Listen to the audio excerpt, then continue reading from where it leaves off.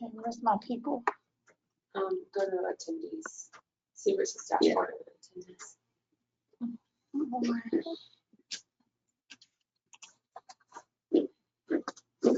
Like, where's my people? Oh, your screen. My pictures and stuff. Then Okay, there's Nathan. Nathan. It might take a minute because I don't know if everyone's ready. I knew I should It turn. takes them since you started it. I think it's probably taken. This isn't gonna work much because I don't know. It was. Somebody help me. I should be very quiet. Because I need to clear my.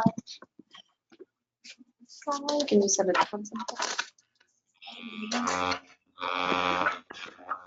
Can I be heard? You are heard, Ralph. You have been heard. Hi, can Does everyone hear me? I think that's Jane. Yeah, can anyone hear me? I don't see any visual, Yeah. but okay. Yeah, I hear you, but I don't see you Yeah. there. How long does that take? It's pretty long. Hi, Roger. Can everybody hear me? Hi, Nathan. Yeah, I can hear whoever that was. It's me, Sandy. Hi, Sandy. I hear Oh, you, there we go. Sandy. I got to the right window here. I'd been opening it so many times. I guess I messed things up. So, does anyone, let's see, I got to allow my camera. No one can see me. Hi, Jenny. I see There we you. go. You only get There we six. You got seven.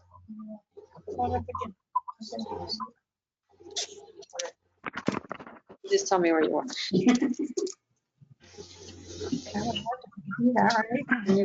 Set it on. There we go.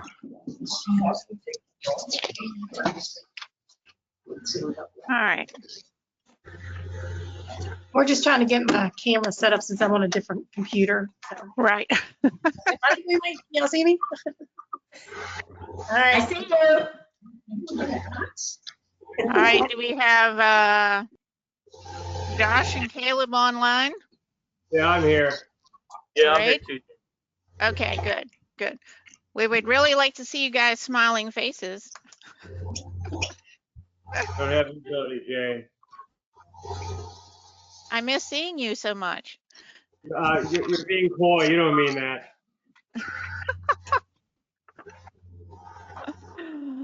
Okay. Are we ready to start, Sandy, or are you waiting? Sandy, you waiting for something? Yep, I'm ready if you are. Okay, well, are we going live now? Or are we live or? We're live right now. Okay. Good morning. I'll call this Thursday, July 30th, 2020 Jefferson County Commission meeting to order. Mr. Compton, will you do the Pledge of Allegiance for us, please? Yes. I pledge allegiance to the flag of the United States of America and to the republic for which it stands, one nation, under God, indivisible, with liberty and justice for all. Thank you. We're going to the approval of minutes, July 16th, 2020. I'll move approval of the minutes from the meeting of July 16th, 2020. Second. We have any questions or discussion on the minutes? All those in favor of approving the July 16th, 2020 minutes, say aye. Aye. Aye. Opposed? Motion carries unanimously. Accounts payable approval for July 23rd, 2020. I move we approve accounts payable for July 23rd, 2020 in the amount of $254,456.18. Second. Okay, do we have any questions on that motion? All those in favor of approving accounts payable July 23rd, 2020, say aye. Aye. Opposed? Motion carries unanimously. Approval of accounts payable for July 30th, 2020. I'll move to approve accounts payable for July 30th in the amount of $103,390.57. I'll second that motion. You have any questions on that? The motion is to approve accounts payable for July 30th, 2020. All those in favor say aye. Aye. Aye. Opposed? Motion carries unanimously. Moving down to manual checks, July 24th, 2020. I'm trying to toggle back and forth and I've lost them. Well, I've got that. I'll move approval of manual checks for $1,000. Second. Questions? All those in favor of approving manual checks, July 24th, say aye. Aye. Aye. I only heard 3 ayes. Are there any more ayes out there? I said aye if you didn't hear me. I Okay. did too. Okay. Anyone opposed to the motion? Motion carries unanimously. Manual checks for July 31st, 2020. I move we approve manual checks for July 31st, 2020 in the amount of $161.95. Second. Any questions? All those in favor of approving manual checks for July 31st, 2020, say aye. Aye. Aye. Opposed? Motion carries unanimously. Payroll. Approval of payroll. I'll move approval of payroll for July 23rd in the amount of $266,537.84. Second. Okay. All those in favor of the motion approving payroll for July 23rd, 2020, say aye. Aye. Aye. Opposed? Motion carries unanimously. Alrighty, public comment. Sandy, can you manage that from your end? Yep, I think I'm good. What I'll do at first, I did receive a comment from Mr. Tab, so I'd like to probably read that first. Okay. Some comments regarding the solar farm, but it looks like there may be some people that are on that may want to make their own comment on that. So Right. start with Mr. Tab, and then we'll go down the list and see if someone wants to make comments about that. Okay? Okay, sounds good. Okay, so my first public comment from David Tab. I, David Tab, a lifelong resident, taxpayer, protest the Jefferson County Commission hindering residents, taxpayers from the recorded public comment. It is time to reopen the meetings to the public comment or stop making decisions that affect the resident taxpayer of this county, such as appointments, purchases, projects, new and old, permits, studies, or any non-essential approvals and/or actions. It appears the Jefferson County Commission and Jefferson County Administrator have yet released the FOIA of the 12 proposals bids connected to the proposed courthouse complex. It appears the Jefferson County Commission has failed to sit properly for the approval of minutes since March the 17th, 2020. If the Jefferson County Commission was not sitting properly to approve the minutes, then the commission was not proper to hold a meeting. The approval of manual checks is just wrong. If you have a budget, just stick to it. Public comment, it appears the complete agenda packet was not sent this time. Agenda item number 6, Roger Goodwin, Chief County Engineer. When was the public hearing and countywide notice to all landowners? Agenda number 7, Nathan Cochran, Assistant Prosecuting Attorney. My attorney wants to quit. I wonder why that is. I can't send any responses to the circuit clerk or the judge because of the sanctions due the Jefferson County, the assessor, the county prosecuting attorney, and the 23rd Judicial Court put on me, and the case is about you, Jefferson County Commission. Now, isn't that convenient? New business. Let me suggest another new business item. The county should be required proper access to all meetings, public notices, public hearings that are required by law, or don't act on any subject material till you can. The public reserves the right to call out the public officials to follow the required laws to ensure the constitutional rights of the public. The government's order to stay at home deprive the public of notice and comments without reimbursement provisions. This is affecting every resident and business owner to be responsible for all losses, including the government. It is hard to be safe with the current county commission at this time. Have a nice day. All right, so that will be recorded in the agenda for the next meeting as information also. Okay.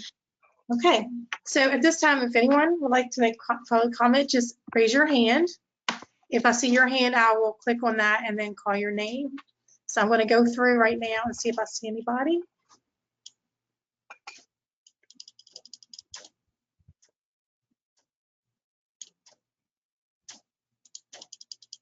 Okay, I see Keith Berkeley, so I'm going to click on you and unmute you. Okay, it looks like you're self-muted. If you could unmute yourself, Mr. Berkeley. There you go. Okay, Madam President, commission members, thank you for your time this morning. I'm making a public comment on agenda item 10. Solar farm text amendments. My name is Keith Berkeley. I'm a large animal veterinarian here in Jefferson County. I've been here since 1984. In July 2001, hard to believe 19 years ago, I was the chairman of the Jefferson County Agricultural Task Force. Part of the goal of that task force was to find ways for farmers to earn farm income, agricultural development without the drain or damage to the agricultural lifestyle. In other words, other ways for farmers to earn income. I mentioned the Jefferson County Agricultural Task Force because today we are again considering new options to allow farmers to generate income besides the permanent one-time sale of their land for development. We all know a housing development requires more county services such as ambulances, police, fire trucks, electricity, and water than agricultural land. In 2001, solar panels were not a hot topic of discussion. Today, solar energy has been developed and is an up-and-coming renewable source of energy. Hard for me to think of a better way to use agricultural land, allowing farmers to earn a consistent long-term income than solar panels. Solar panels can be built to allow sheep to graze in and around the panels. Farmers could grow blueberries and/or strawberries around them, allowing farmers to have a pick-your-own berry patch, a seasonal source of income, all the while capturing renewable energy from the sun. I think we would all agree solar panels are a better way to produce energy than windmills. Perhaps the people that are concerned about the view of solar panels will consider purchasing a farm in the county to provide an agricultural view for themselves and their new neighbors. I'd ask you to support the solar panel amendment. Thank you. Thank you, Mr. Berkeley. Sandy, anyone else? Okay, let's see if anyone has raised their hand. I have several. I'll start at the top. Okay, there we go. I had to mute Mr. Berkeley. I'll start at the top and work myself down. Okay. So I have Archibald Hoxton. So I will unmute you. Mr. Hoxton, if you're there, unmute yourself. Okay, Mr. Hoxton, if you're there, you're self-muted. And if you'd like to make a public comment.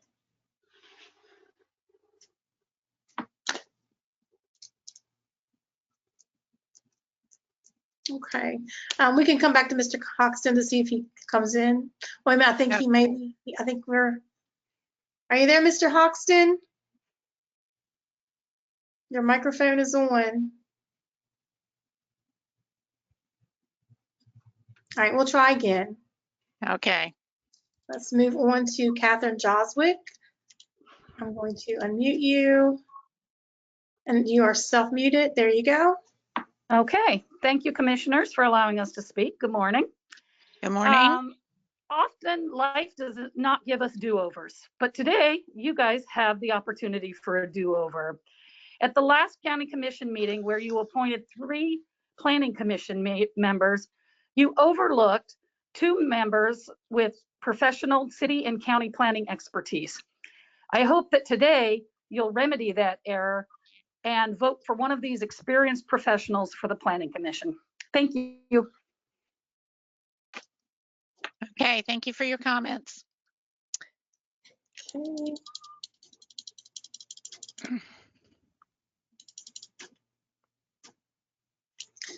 Stacy Huff. All right, Stacy Huff, you're self-muted. Are you ready? Hi, Sandy, can you hear me?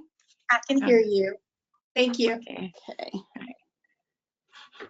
Good Go. morning. My name is Stacy Huff, and I was born and raised in Jefferson County, West Virginia, on my family's dairy farm. Huff Family Dairies have operated for well over 150 years in this county. I love the farm, love the way of life, and love the scenic views. But all of that comes at a cost to the farmers. I often wonder how many people would apply for a job knowing you'll have to work 14 or more hours a day, most every single day, until your body breaks down and you're unable to get out of bed or until you die.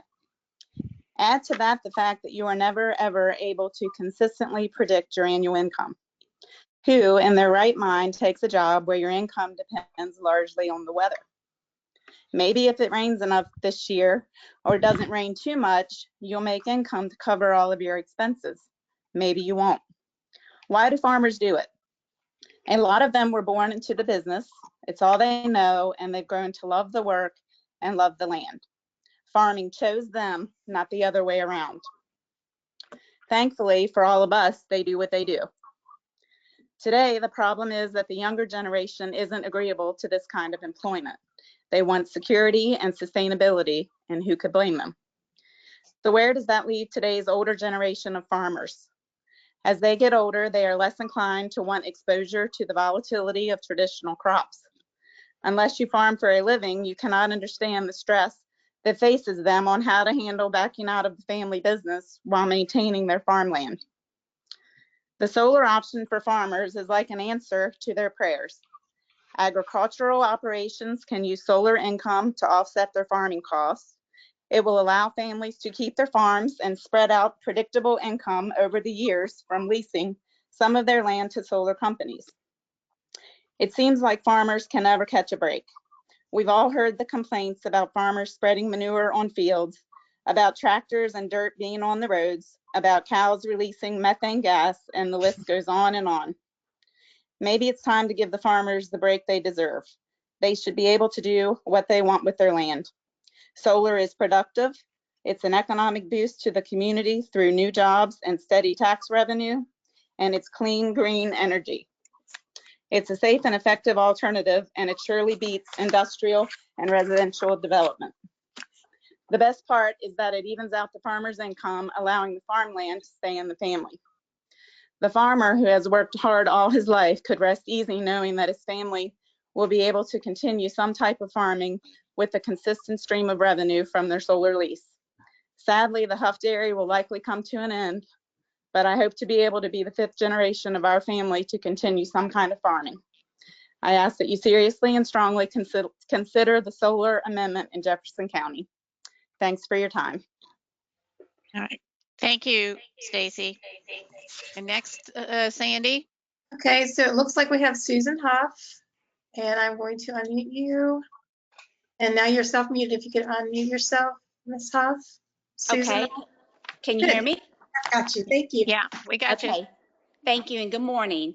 My name Good is morning. Susan Huff, and I am a lifetime resident of Jefferson County and a member of a family that has been in the farming business here for many generations. We are in favor of the solar amendment for a variety of reasons that will help to keep farmland in this county. The farming business has been diminished significantly in this county over the years, with only a few dairy farms left. Diversity is critical for farming to continue in Jefferson County, and solar can provide this. Farmers should have the right to supplement their income so they can keep their land and continue farming. We see solar farming as a way to do this. Not all farm families have a next generation of children that will continue the farming business. Solar can ensure that farmland remains in the family and can always be used as cropland again in the future. At some point in a farmer's life, the 2 a.m. milkings and the 16-hour days in a field comes to an end. Farmers want to retire just like all of you, but they do not have 401ks or pension plans waiting for them. Their retirement is their biggest asset, which is their land. Why should farmers be forced to sell their land to have a retirement nest egg when a solar farm lease could provide enough income to maintain the land in their family?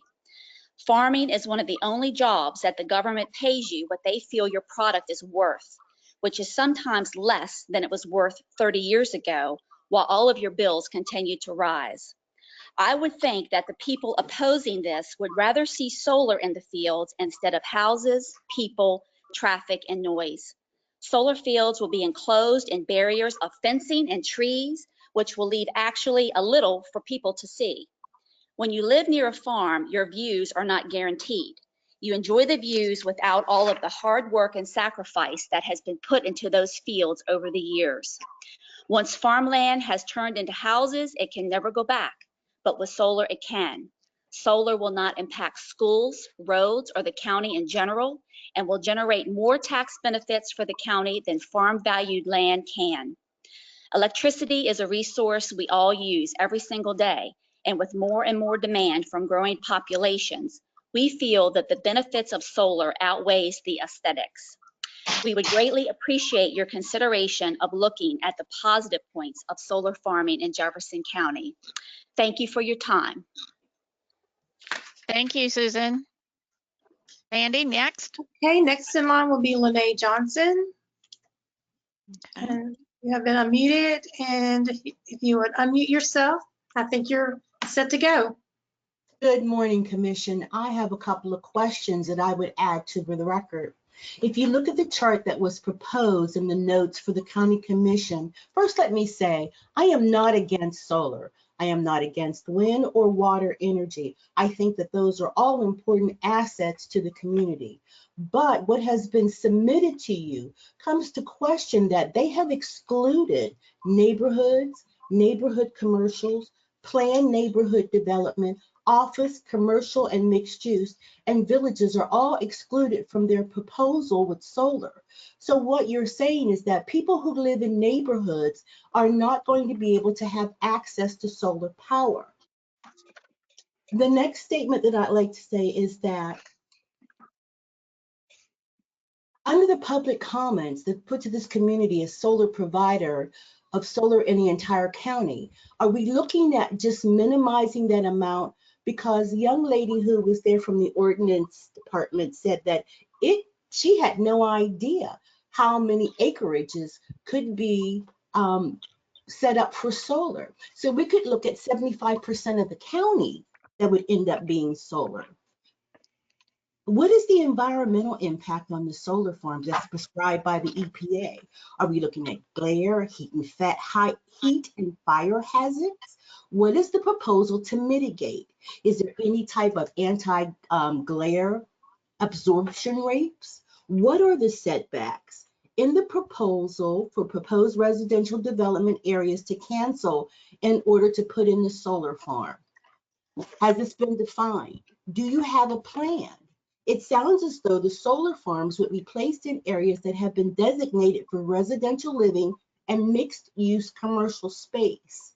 If you look at your 2035 sustainable plan that addresses solar energy, that's been identified on page 30 of 256 of your Envision Jefferson 35 comprehensive plan, it says that the solar opportunities are for the county and for natural gas services. It does not say it's to be maintained by county or other public entities. I'm finished. Thank you. Thank you very much.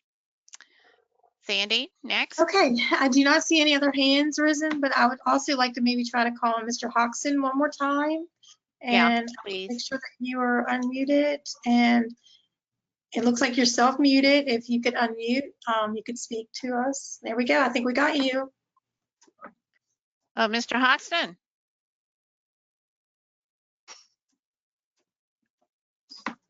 Mr. Hoxton, would you like to make public comment? His microphone is green, so it looks like he should be able to speak. Maybe having some technical issues.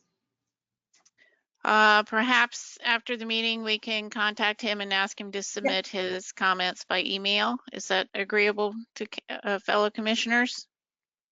Yes. Yeah, that's fine. He did send something in writing that we have before us, but maybe he wanted to say something in addition to that. So I have no problem with that at all.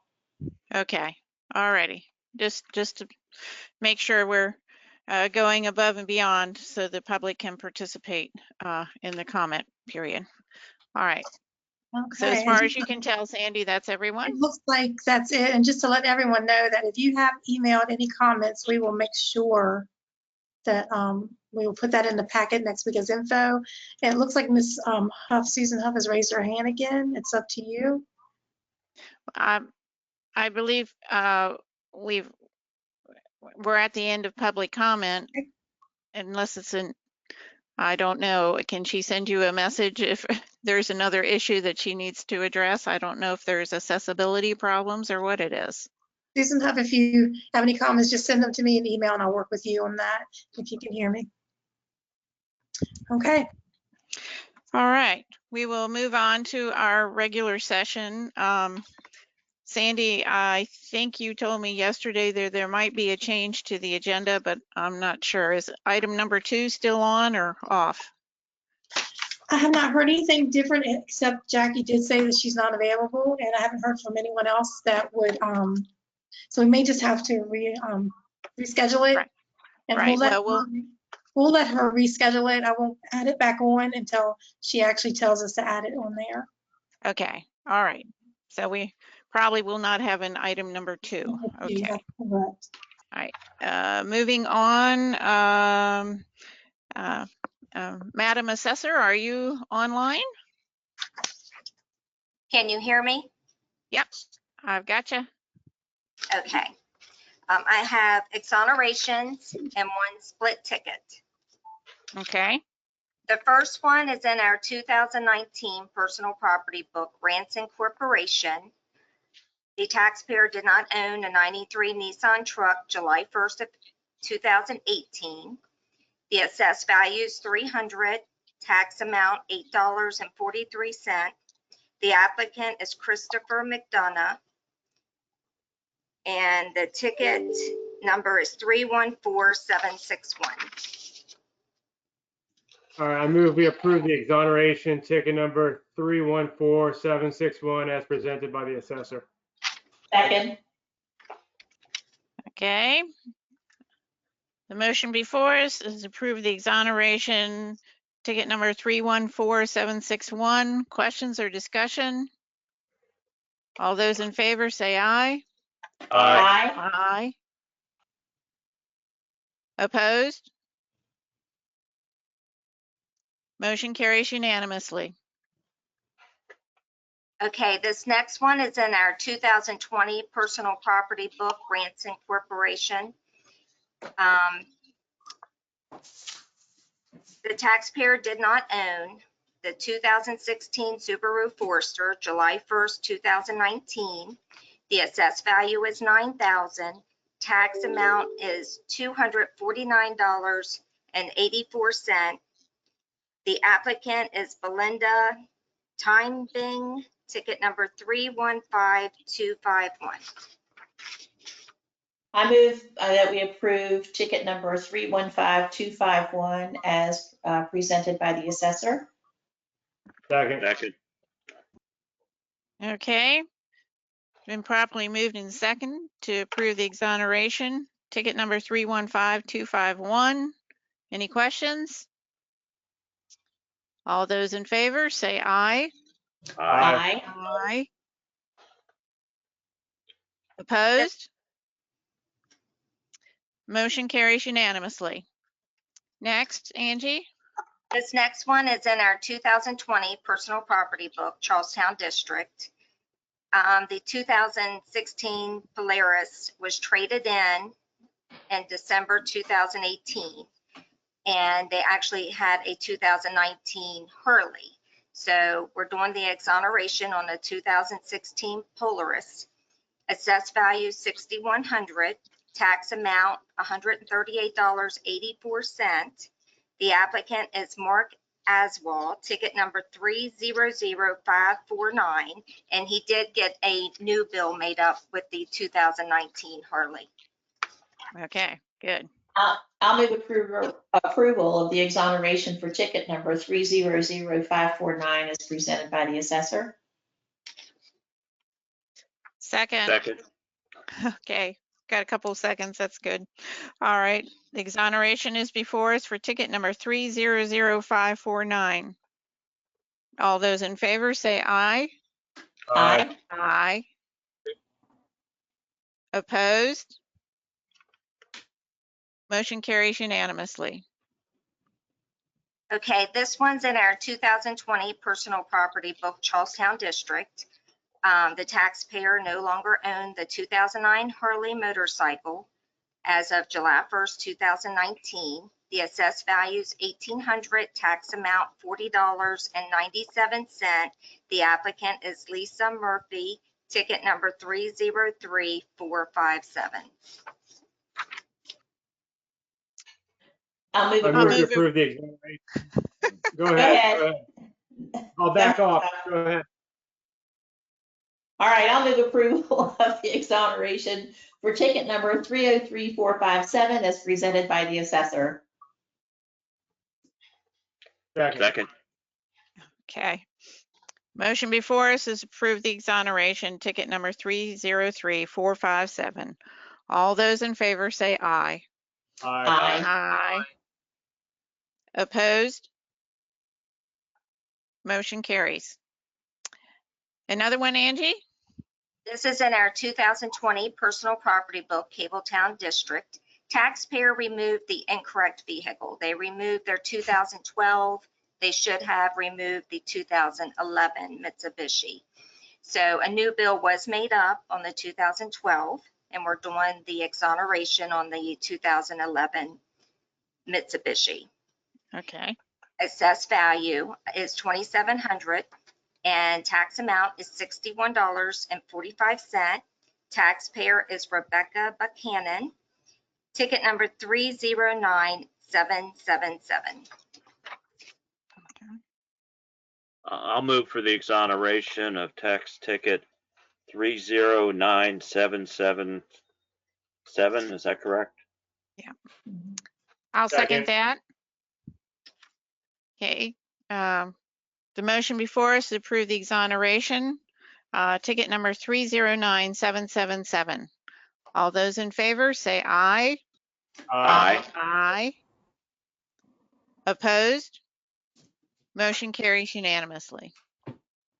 This next one is in our 2020 personal property book, Middleway District.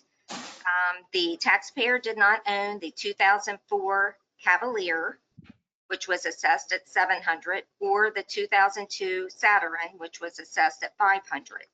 Assessed value $1,200, tax amount $27.31. Applicant is Jody Meadows, ticket number 312974. I move we approve the exoneration, ticket number 312974 as presented by the assessor.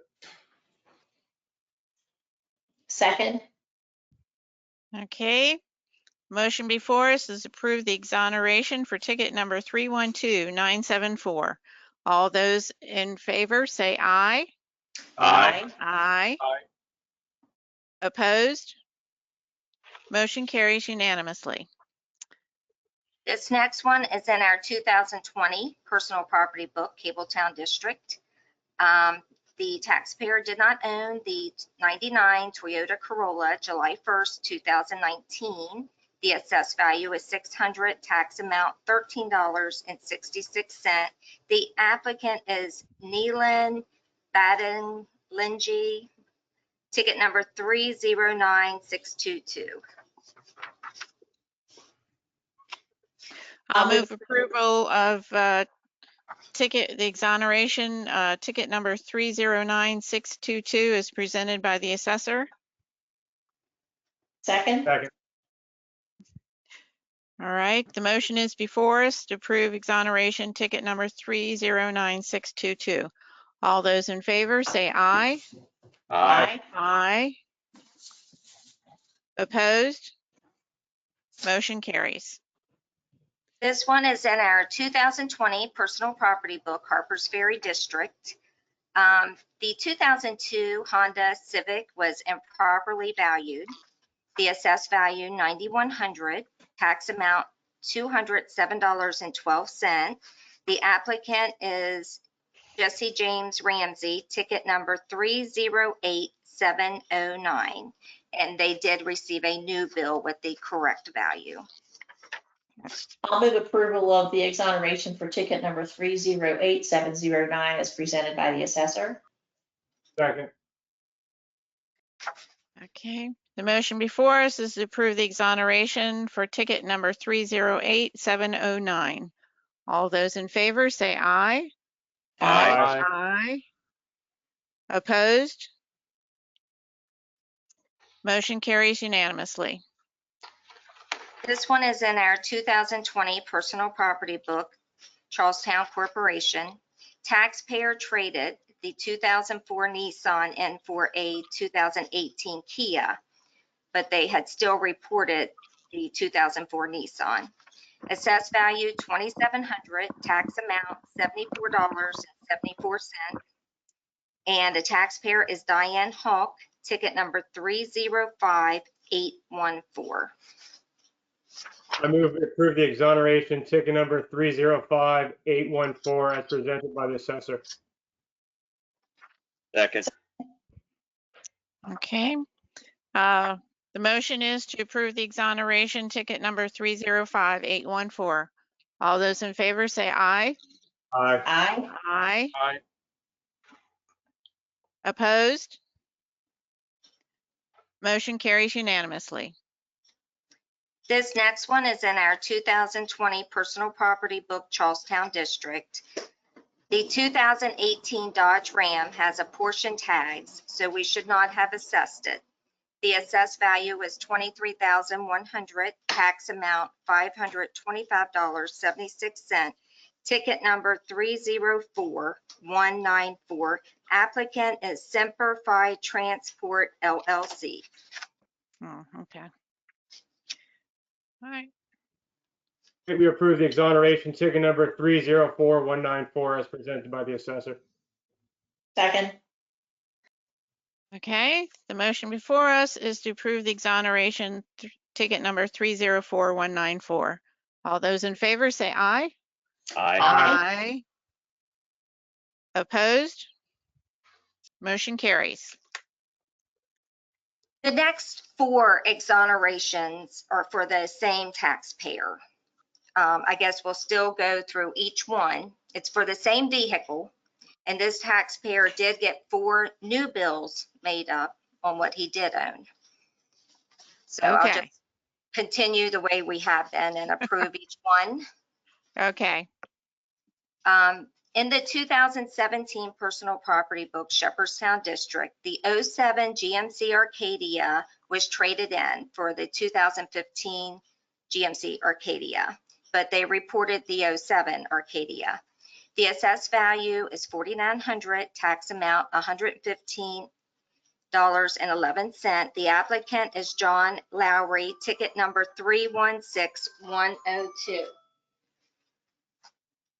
I'll move approval of the exoneration for ticket number 316102. Second. All right. Motion before us to approve the exoneration ticket number 316102. All those in favor say aye. Aye. Aye. Opposed? Motion carries unanimously. This one is in our 2018 personal property book, Shepherdstown District. The 07 GMC was reported instead of the 2015 GMC. Assessed value $4,000. Tax amount $93.98. Applicant John Lowry, 316630 is the ticket number. I move we approve the exoneration ticket number 316630 as presented. Second. The motion before us is approve the exoneration ticket number 316630. All those in favor say aye. Aye. Aye. Opposed? Motion carries. This is in our 2019 personal property book, Shepherdstown District. The 07 GMC Arcadia was reported instead of the 2015 Arcadia. Assessed value $3,200, tax amount $74.21. Ticket number 316752, applicant John Lowry. I'll move approval of exoneration ticket number 316752 is presented by the assessor. Second. The motion before us is to approve the exoneration for ticket number 316752. All those in favor say aye. Aye. Aye. Opposed? Motion carries unanimously. And this is in our 2020 personal property book, Shepherdstown District. Once again, the 07 GMC was traded in and should not have been reported. The 2015 GMC should have been reported. Assessed value $2,700, tax amount $61.45. Applicant is John Lowry, ticket number 316784. I move we approve the exoneration ticket number 316784 as presented. Second. Okay, the motion before us is to approve exoneration 316784 as presented. All those in favor say aye. Aye. Aye. Opposed? Motion carries unanimously. Okay, this one is in our 2020 personal property book, Charlestown District. Taxpayer was a resident of Florida on July 1st, 2019. Assessed value $9,800, tax amount $223.06. The applicant is Gagan and Preeti Batra. Ticket number 300656, and they did give me the documentation where everything had been transferred to Georgia. Okay. I'll move approval of exoneration for ticket number 300656. Second. Okay, the motion before us is to approve the exoneration ticket number 300656. All those in favor say aye. Aye. Aye. Opposed? Motion carries unanimously. This one is in our 2020 real estate book, Ranson Corporation. It was incorrectly, well, the class was incorrect. It should have been owner occupied class 2. It was in class 4. Assessed value $155,000, tax amount $2,151.40. The applicant is Digna Zavella, ticket number 316194. I'll move approval of the exoneration for ticket number 316194 as presented by the assessor. Second. The motion before us is to approve the exoneration ticket number 316194. All those in favor say aye. Aye. Aye. Opposed? Motion carries. Okay, that is all the exonerations, and I have one Yay. split ticket, one split ticket. And it is in Shepherdstown District, ticket number 316365. Applicant Jessica Horner was awarded the 2017 Honda CRV, assessed value $11,300, tax amount $257.20. All I right. move we approve the split ticket. Oh, sorry, Angie, are you not done? I have to say who the other Oh, applicant go is. go Okay, for because it. we're Go. doing a split ticket. Okay, and then we have Martin Herbert, and his assessed value is $16,500. He got the 2020 Kia Soul, tax amount $375.54. Now you can approve it. All right, I move we approve the split ticket, ticket number 316365 as presented. Second. All right. The motion before us is to approve the split ticket number 316365 is presented by the assessor. All those in favor say aye. Aye. Aye. Opposed? Motion carries unanimously. And I can tell Ms. Banks that your office has been very busy. Yes, we have been very busy. We have Yeah. had lots of online filers. We have still 6 boxes of mail to catch up with, and the phone's ringing off the hook. And people have been coming in, but it's all been working pretty smoothly. Okay. Well, thank you very much. I know You're this is welcome. normally a busy time for the assessor, but with the challenges of COVID, it makes it a little harder for everyone. But we're getting there. Yes, we are. Thank you. All right. Okay. All righty. Moving ahead to item number 2, as far as you know, Sandy, there's no one available for that, or are they?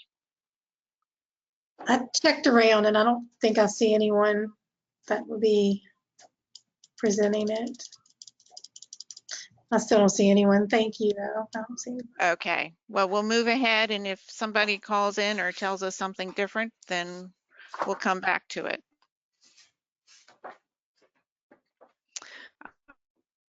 Is the sheriff online? Yes, I am. Oh, I heard him, not very clearly. I'm here today. I don't know why the connection does not seem to be real good, but my portion is very brief. Members of the commission, I'm here today to seek the approval of the commission to re-sign. Sheriff, I hate to interrupt, but we grant. can't That's hear the you. grant. Okay, I'm not sure what I can do. I'm on my office line. Can anyone hear the sheriff? Any better? Not No, I can really. barely No. Okay, I'll try to call back in and see if I can get a better connection. Okay. All right. We'll wait a few minutes for you. All right, thank you.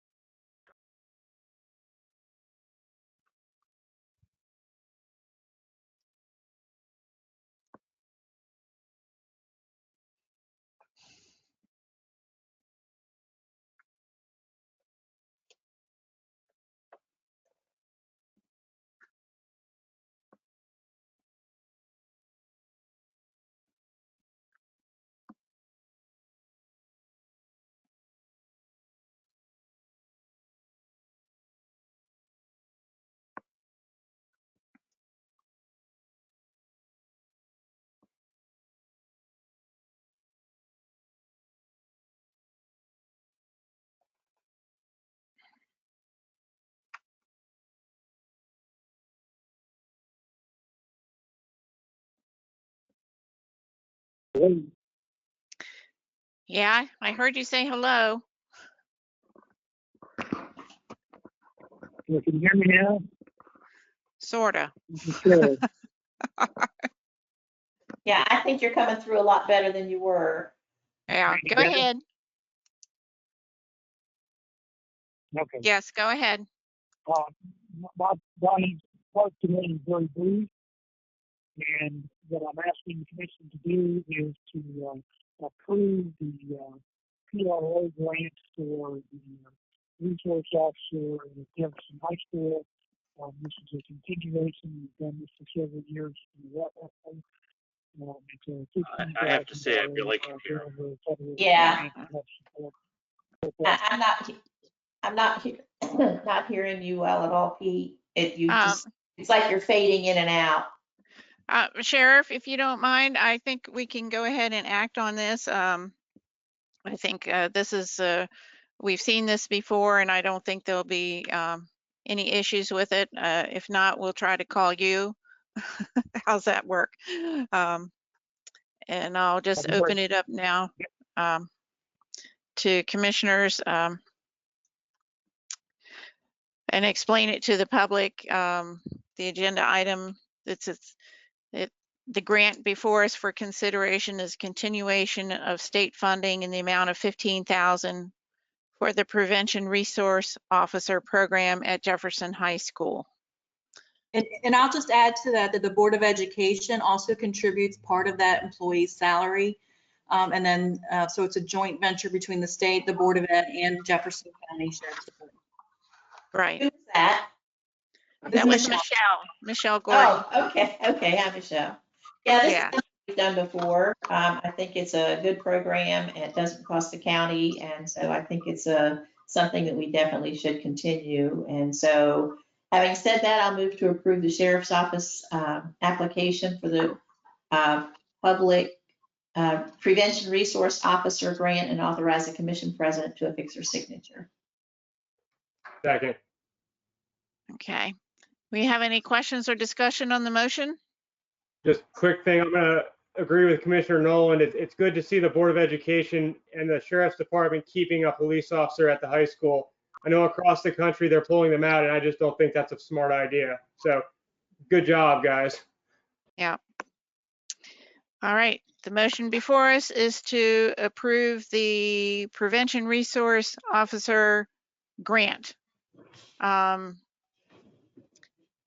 from the Sheriff's Department. All those in favor say aye. Aye. Aye. Opposed? Motion carries unanimously. Sheriff, I hope you heard that.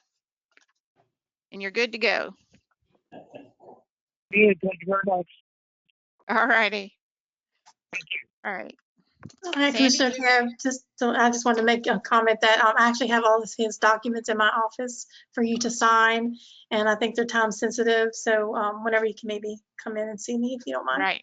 If I don't remember to do it this afternoon, give me a call. All right, I appreciate it. Thank you. Uh-huh. All right, we're on to agenda item number 4. I think the mayor and city manager of the city of Charlestown. Are you there? Yes, ma'am. Okay, go ahead. The floor is yours. Okay, I just want to thank you for the opportunity to appear before you. And as you know, Daryl Hennessy is with me today to help answer some of the questions. He's actually the brains behind the operation. Essentially, the city is requesting that the commission approve an order confirming the annexation of 14.249 acres of land to the city of Charlestown pursuant to West Virginia Code Section 864 and 864 Alpha. The request involves the annexation of land owned by the University Healthcare Foundation. It's a single parcel of undeveloped land located at the northeast corner of US 340 and State Route 9. Property is located within the city's urban growth boundary and is contiguous land already in the city of Charlestown owned by West Virginia University Hospital. The property will be zoned for general commercial use. It is expected to complement the development of the adjacent parcels, and it's consistent with the city's current comprehensive plan. Documents submitted with our request to appear on today's agenda, which I believe are part of your meeting materials, include a petition filed by the property owner requesting the annexation, an ordinance approved by the Charlestown City Council related to the annexation, certificate from the city affirming the requirements of state law, that the requirements of the state law have been met, a survey showing the mets and bounds of the property, and a proposed order confirming the annexation for the commission's approval. The request for, and this is important, the request for annexation is independent of the minor boundary adjustment annexation request that was submitted by the city in 2017, which is currently under review by the West Virginia Supreme Court. Please let me know if there's any questions. We'd be happy to answer them. More than likely, Daryl will be answering them. I just respectfully request that you approve the proposed order confirming the annexation of this parcel of land to the city of Charlestown. All right. Thank you for your presentation. Commissioners, do you have any questions? I see Nathan Cochran is online also. Yeah, I was just going to I ask do have Nathan. Yeah. I was going to I ask. just had a question. Oh, I'm sorry, Patsy. Go ahead. Sorry. I kept waiting for you. You kept waiting for me. So I just wonder if Nathan wants to weigh in on this. That was the thing that I wanted to be sure. Yes, commissioners, I would note that this is quite a different issue than the last annexation issue that is currently disputed. And that's because this is a petition of the property owner asking the city to be annexed, as opposed to just a mass annexation of various folks who may or may not have wanted to be annexed. So this is very different. I have reviewed the documents and they appear to me to be in order.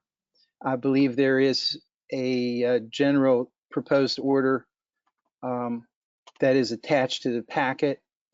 I don't really have anything else to say. Okay. My question was, the mayor indicated there was a survey and there is a lot of paperwork attached, but I didn't see the plat. And my question was this 14-acre parcel on the same side of the road as the larger parcel that they're, or is it on the opposite side of the road? It's on the same side. And we can make sure you get a copy of that plat if you don't have it. And then the second thing I need to say is, it's just a general disclosure.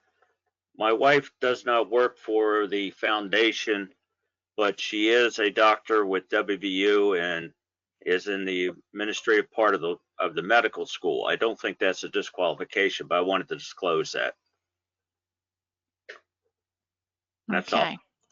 Yeah. Any other questions or comments from commissioners for Nathan or the mayor? I just had one general comment. It's always good to see property owners making the request themselves versus not. Mm-hmm. Yeah, I agree with you there. And I'm like Ralph. I'm pretty sure I know where this is located. He calls it, a plat. I wanted to see a map, but that's I'm comfortable with where it is, and with the landowner requesting it, it's a totally different scenario than what we've encountered before. So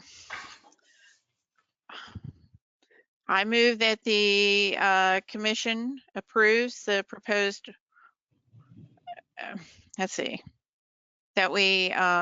that the county commission approves and confirms the annexation to the city of Charlestown, a parcel of real estate containing 14.249 acres, more particularly described as subject property in the municipal corporation certificate dated July 13th, 2020, which is presently located in the Charlestown District, Jefferson County, West Virginia, and owned by University Healthcare Foundation, Incorporated. Second. All right, do we have any more questions or discussion? No, I just want to echo what Josh said. I don't mind these. It's a whole lot different when the owner of the property comes to the commission and requests the annexation. It's not a whole lot we can do about that, and I think it's more of a just formality than anything. So, Well, that and also that it's contiguous to current city borders. So absolutely, yes. And I makes me think that's a happy. requirement.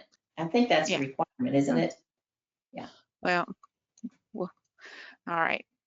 All those in favor of the motion? Wait, was my motion, you seconded it, correct, Patsy? Yes, I did. Okay. Yes. All right. So the motion is before us. All those in favor say aye. Aye. Aye. I didn't hear everyone, but opposed? I'm going to assume that was a unanimous vote. Please inform me if I'm incorrect. Okay. There you have it, Mayor. Thank you very You much for your time and your vote. All right. Have a good day. You too. All right. We are at item number 5, interviews and appointments to the Jefferson County Planning Commission. Sandy, you Okay. see So, who's there. so you do have one unexpired term ending March 31st, 2023. Right. You have 3 applicants. 2 of them are in the packet. The other one was received after the deadline. So you'll have to decide whether or not you want to accept that one or not. Mr. Kurt Compton, he's not available for today's interviews. And let's see if I can see if the other is on there. Garcia. Just a quick note, I have no relation to Mr. Edward Compton, though he does have a pretty good last name. I was tempted to ask that, Josh, but I let it pass. I was being good. So. Okay, so I do not see Mr. Garcia on there. He may be on his phone. I am. Can you hear me? Yep. Oh, okay, good. Okay, Mr. Garcia, happy that you could make the connection and be interviewed by phone today. Thank you. We've seen your resume. You look like you're a busy fellow. Do you feel you can devote the time and make the meetings for Planning Commission? Yes, I've registered, at least on the website, you'll have the 2-meeting format, twice monthly, presumably work sessions and public hearings. So that's on nights, I believe Tuesdays that are, I'm free, so I am available. And so I'm very much looking forward to being able to serve and hopefully share what I've known and learned over the last 20 years or so in this field. But the military part on my resume is no longer, I'm retired. So from that, so that is not on my plate. So, but yes, I can definitely have the time and bandwidth to support the board and the commission. Okay, thank you. Other commissioners have questions for Mr. Garcia? I do. Actually, I emailed, Mr. Compton had sent us all an email letting us know that he couldn't be here. So I did send him some questions, and Mr. Garcia, I'll ask you the same questions that I asked Mr. Compton, and then I'll let you know what Mr. Compton said in his responses. Mr. Garcia, what is your interest in serving on the Jefferson County Planning Commission? Is there a particular issue that's now before the Planning Commission that prompted you to apply for this position? Not in particular.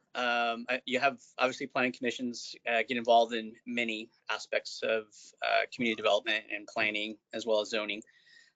Most of it centers around just wanting to serve not only the planning profession in a different capacity, but also serve my community and bring, again, quite a at least a couple decades worth of experience in various aspects of planning, whether it's rural development, potentially urban development in some cases, and then and really help our community better understand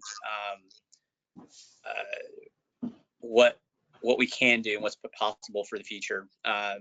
Wasn't any one particular item. This is also an opportunity for more professional development and being able to sit on the opposite side of the dais, even if proverbial at this point, to again help hopefully provide some positive influence for good development of many types here. And I do feel like there is going to be some development pressure coming in the next few years, if it's probably already here for various things. And I think we definitely want to consider these things very carefully as we move forward. I think that Jefferson County has a lot of interesting growth potential, and I think a lot of people are interested in being here. So that's kind of my interest in wanting to be on the Planning Commission. Thank you. So the other question that I have, as you've already answered, and that has to do with conflicts that would prevent you from attending and participating in the meetings, but you already answered that. So I combined the two questions that I had into one. So that's all I have. Thank you. All right. Yes, ma'am. Other commissioners? I'll just ask, what other things are you involved in the county? And I guess question, I think your resume says it, but how long have you lived in the county? I've lived in the county about 4.5 years. I'm actually a transplant. I came to the region with the military back in 2008. Wound up wanting to get civilian employment, which I did. I lived in Frederick County for several years before I got married to my lovely wife, who has lived here for a while. So we share a home together, and so that brought me to the county. Been pretty well engaged. If you look at my resume, some of what I was doing, particularly with comprehensive planning in Loudoun County, was kept me very, very busy. And then I've moved on to the town of Herndon and the local government, and find myself a little bit of extra time to contribute back to, again, not only my community, but the planning profession in this way. So, but just a few years, and I had considered moving here even before I moved here. So I think I found a nice home away from home, being from Texas originally. So, but I'm glad to be here. Okay. All right. Other commissioners, questions for Mr. Garcia? I just have a quick thing, Mr. Garcia, Commissioner Compton. So you're at the Community Development Department in Herndon. Using your experience there, what do you think you could bring from that role as a planning commissioner in Jefferson County, West Virginia? Well, quite a bit, and I think it spans at least my last two positions. Obviously, I've got an extensive resume of comprehensive planning, and of particular interest is wanting to make sure we link our decision making at the county level to our plans, also in conformance with zoning regulation. Right now, I'm doing a lot of historic preservation, but I'm also doing a lot of zoning administration. So ensuring we're adhering to both our plans and our codes are part of what I hope to bring to the commission. And I'm not saying that that's not happening. I'm just saying I want to bring some added perspective to the commission. But I think that in that respect, I'm very well versed in some of the state codes related to comprehensive planning, as well as what's in some of the local publications that we have now. So I have not dived too far, just to be honest, into some of what's here. So that's going to be more of a a little bit of a learning curve from some things. I do obviously have quite a bit of knowledge in what I do here. Our environment in the Commonwealth of Virginia is different, being a Dillon rule state versus a home rule state in West Virginia, which is, again, but I do have a lot of practical experience in a home rule state in Texas. So hopefully we can dive into some of those features. So I think I have a pretty wide range of experience that'll be pretty useful to the commission and the county. I just have, thank you for that. One quick last question. What do you think of solar farms? I think if you look at my resume, I'm obviously and having some lead credentials that I haven't kept up with, but so very much I think renewable energy is something that we should be seriously considering. I do feel that as with any type of development, I'm not pro or anti any development. What I am for is good development, smart development at the right place, the right time, that's well designed. So I think solar is a good place, alternative for certain land types and land uses, particularly for property owners with the change in our economy. However, I also believe that those need to be well done and well designed and integrate well into the landscape. Because if not, you know, there's some I've seen even in Maryland that are just kind of really horrific looking and really a poor approach to integrating that type of land use. Though something well-meaning and good for the community in many respects, if it's not well done, as is many type of development types, it's not as successful and may not achieve what the original intent was. Okay, thank you for that. Sir. Right. Anyone else have additional questions? I don't have anything for Mr. Garcia, but I would like to, if you think it's appropriate, I did ask Mr. Compton some questions, and I'm happy to, since he's not with us, I'm happy to read his responses to the same questions if you feel it's appropriate. Okay, I'm gonna right now thank Mr. Garcia for answering our questions, and we'll proceed on to other candidates. And how do fellow commissioners feel about Patsy's request, sharing what she's learned from Mr. Compton? I mean, I have a problem with it. And just a point, I think Compton is a flagger on the tracks, and that's why he's unable to call in. So I recognize it's easy to call in certain times, but not when you're a flagger on the tracks. You're right, right. Well, and that's why I emailed him. He sent us an email yesterday, and so I sent him back some questions that I would have asked had he been on the call in person, so or by telecommunications. So I just want to be sure that everybody is okay with that, and I just think it's you know, he answered the question that I had for him, and if you're interested in those answers, I'm happy to read them. Everybody okay with Patsy sharing the information? I'm good with it. Okay. Go ahead. Well, I asked Mr. Okay. I asked Mr. Compton the same questions that I asked Mr. Garcia, and this is Mr. Compton's reply.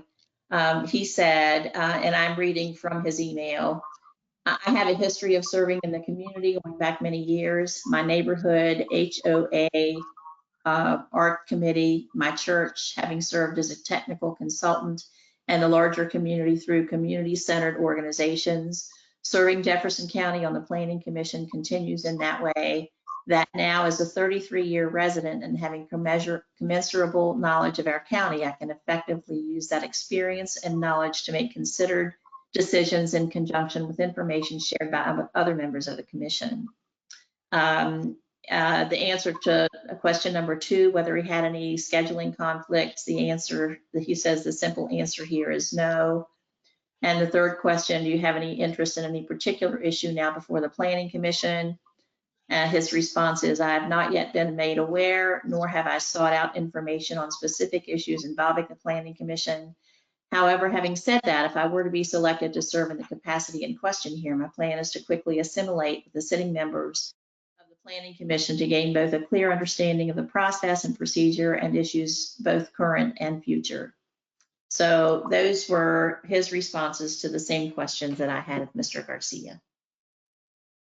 Okay. Now, what's come, the other question before us is we received one applicant after the agenda was posted, and that is Caitlin Walter. Do fellow commissioners, if she's online, want to interview her or consider her for this position at this time? Well, I don't have a problem considering her for the position because we've done that in the past, but I don't see, unless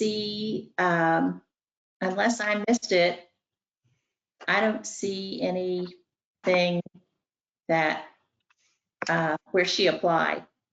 Maybe I've got so many emails, maybe I missed it. but- Yeah. I had something on mine. I have the, she attached a resume, but she did not, that's what I got in my email. But she, Was it directly from her? Or I was know it? it was from Jessica. It was from Jessica at the office, Okay. Jessica Carroll. And you're Yeah. on the email list, but it's easy to miss these things. I've been, yes, overloaded with emails and information. Yeah, I may have missed it because I don't see it, but so I really. You can resend it right now if you need it real quick. Okay, that'd be great. Thank you. All right. Did other commissioners receive her information? I did. Okay. Josh and Caleb? Yeah, I got it. Okay. Josh? Out as well. Okay. All right. All right. We'll give, and Sandy, is she online? We lost Sandy. She's probably sending me her. That's right. I just don't see it, but there's a bunch.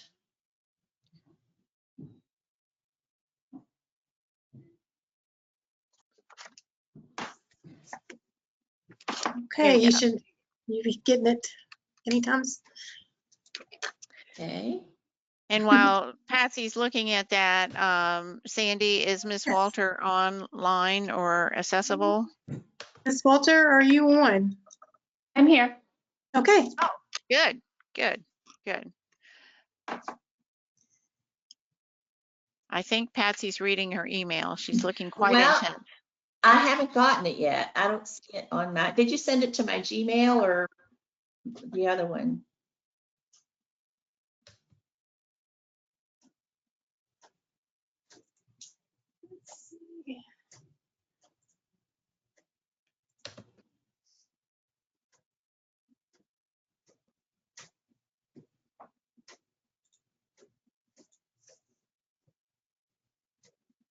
All right, I sent it now to your Gmail. See if he gets it from me.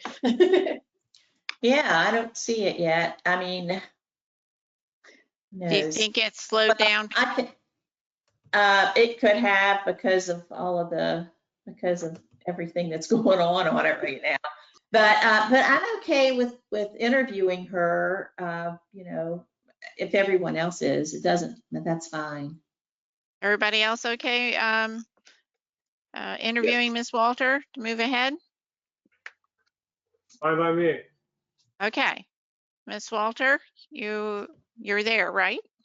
I'm here, and thank you for considering me. This is what happens when you take Facebook off your phone. I missed the deadline. Yeah. Okay. Well, I'll ask the first easy question. I assume everybody wants to know, why do you want to do this? And can you make the meetings? You've got 2 young kids, so that's always a challenge sometimes. Yeah, so I can make the meetings. My husband is actually a police officer and he and I have opposite schedules. And we also have a nanny for the overlaps, and grandparents are available. So that's not an issue. You're fortunate. You're fortunate. Yeah, we're very blessed. So, I want to be on the commission because I have, similar to Mr. Garcia, I have professional experience, but it's not, I don't ever get involved in local issues. I've lived here since 2012. And so I've wanted to be part of the community and use my professional experience in a way that's helpful to the community. So that was what spurred the interest. Okay, thank you. Other commissioners, questions for Ms. Walter? Yeah, I'll ask the same ones that I have asked the other two candidates. And you've already told us some of your interest in serving on the Planning Commission. Do you have a particular interest in any issue that is now before the Planning Commission or that you know of that will be before the Planning Commission? I don't. So I grew up in Montgomery County over in Maryland. And the part I grew up was fairly similar as the northernmost part of the county to how Jefferson County is now. And my dissertation was actually on metropolitan development. And so, any project, I would look at it at how it would impact the overall county landscape is how I would look at each individual project. Okay, thank you. You've already answered the other two questions that I had, so thank you. All right. Mr. Lorenzetti, you have questions? Well, I congratulate her on her graduate schools. I assume she went to the Northern Virginia campus, but I did. I did, yeah. Alexandria. Yeah. Well, I grew up in Arlington, but I went to Virginia Tech, and I did notice that on your resume. Can I ask you which part of New Jersey you grew up in? So I actually grew up in Maryland. I went to college in New Jersey. I grew up in Montgomery County, Maryland, and went to Rutgers in New Jersey for undergrad. Now, growing up in Montgomery County, were you in a large subdivision? Which part of the? I'm just looking whether you're rural or grew up in a residential area. So I grew up in Damascus, which is the northernmost part of the county. And when I was growing up there, we still had a lot of rural. Unfortunately, most of it is gone right now. But I did live in one of the subdivisions there when I was growing up. Actually, several. We moved around a bit within the town. Okay. And where do you live in the county? I think you said, but So I live in Shenandoah Junction. I live right by the Duffields train station. Okay. All right. Well, let me ask you, are you involved in any local organizations yet as far as Little League, whatever? Yeah, so we're starting soccer. My oldest is 4, so we're starting that this fall. Hopefully it continues. And then I've been a volunteer at St. James since I moved here. And so I think 2013, I guess, is when I started getting active. I was one of the religious ed folks. Okay. All right, that's all I have. Thank you. Okay. All right. Commissioner Compton, questions? Yeah, just a few things, Ms. Walter. So I too escaped Montgomery County, as did you. You were in Damascus. I was just a little south in Rockville. So I think Montgomery County has done a lot of good things, but it's done a lot of bad things as far as development. I mean, let me jump to your current position at NMHC. So essentially that's what is a lobbying firm, trade association? Trade association. And I'm on the research staff. I don't lobby. Okay, so I guess there's been talk in the national arena. What's your viewpoint on like urbanizing the suburbs? So I don't. So speaking as an individual, not as a representative of my company, I don't believe. I don't believe what has happened in Montgomery County is appropriate for here. I think that development is coming here, whether folks like it or not. But I think I resist the urge to use this term smart because that kind of has a loaded connotation. But I think that we need to be smart about how the development occurs. If it is going to occur, which it will, it should make sense for what's here with the tourism, the variety of industries and businesses that are here, as well as the residents. So I don't, that's how I view it. I don't like the term urbanization of the suburbs personally. I think there should be a mix of uses. Oh, go ahead. Go ahead. No, you're fine. Go ahead. I would say I think that there should be a mix of uses, a mix of all commercial, residential, retail, but then also a mix of all of them. Okay, thank you for that.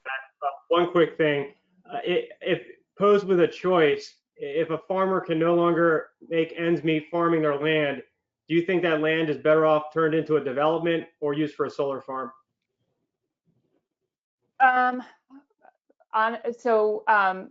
I would say probably solar farm, but I'm with Mr. Garcia. Like, you have to do it in a smart way, and you have to make sure that it's compatible with surrounding uses.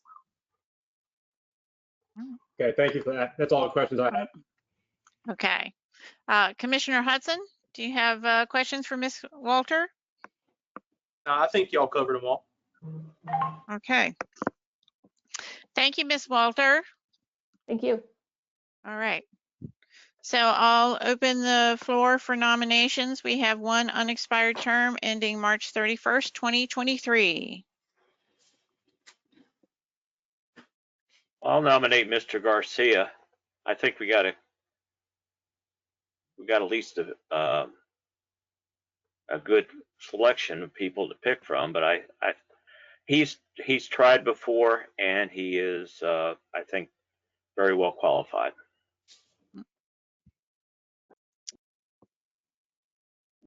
Any other nominations? I'd like to nominate. Yeah. Go ahead. Caleb? I'd like to nominate Kirk Compton. Okay.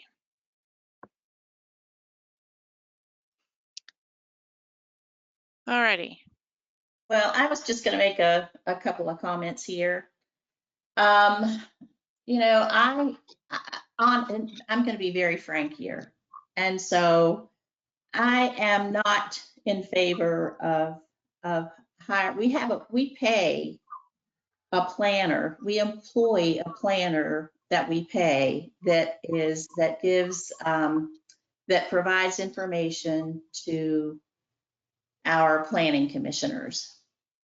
I think, and frankly, for me personally, I shy away from appointing professional planners as members of the Planning Commission. Now, if you were going to apply for a position, a paid position on our Planning Commission as a planner, I would certainly consider your references and your application and resume.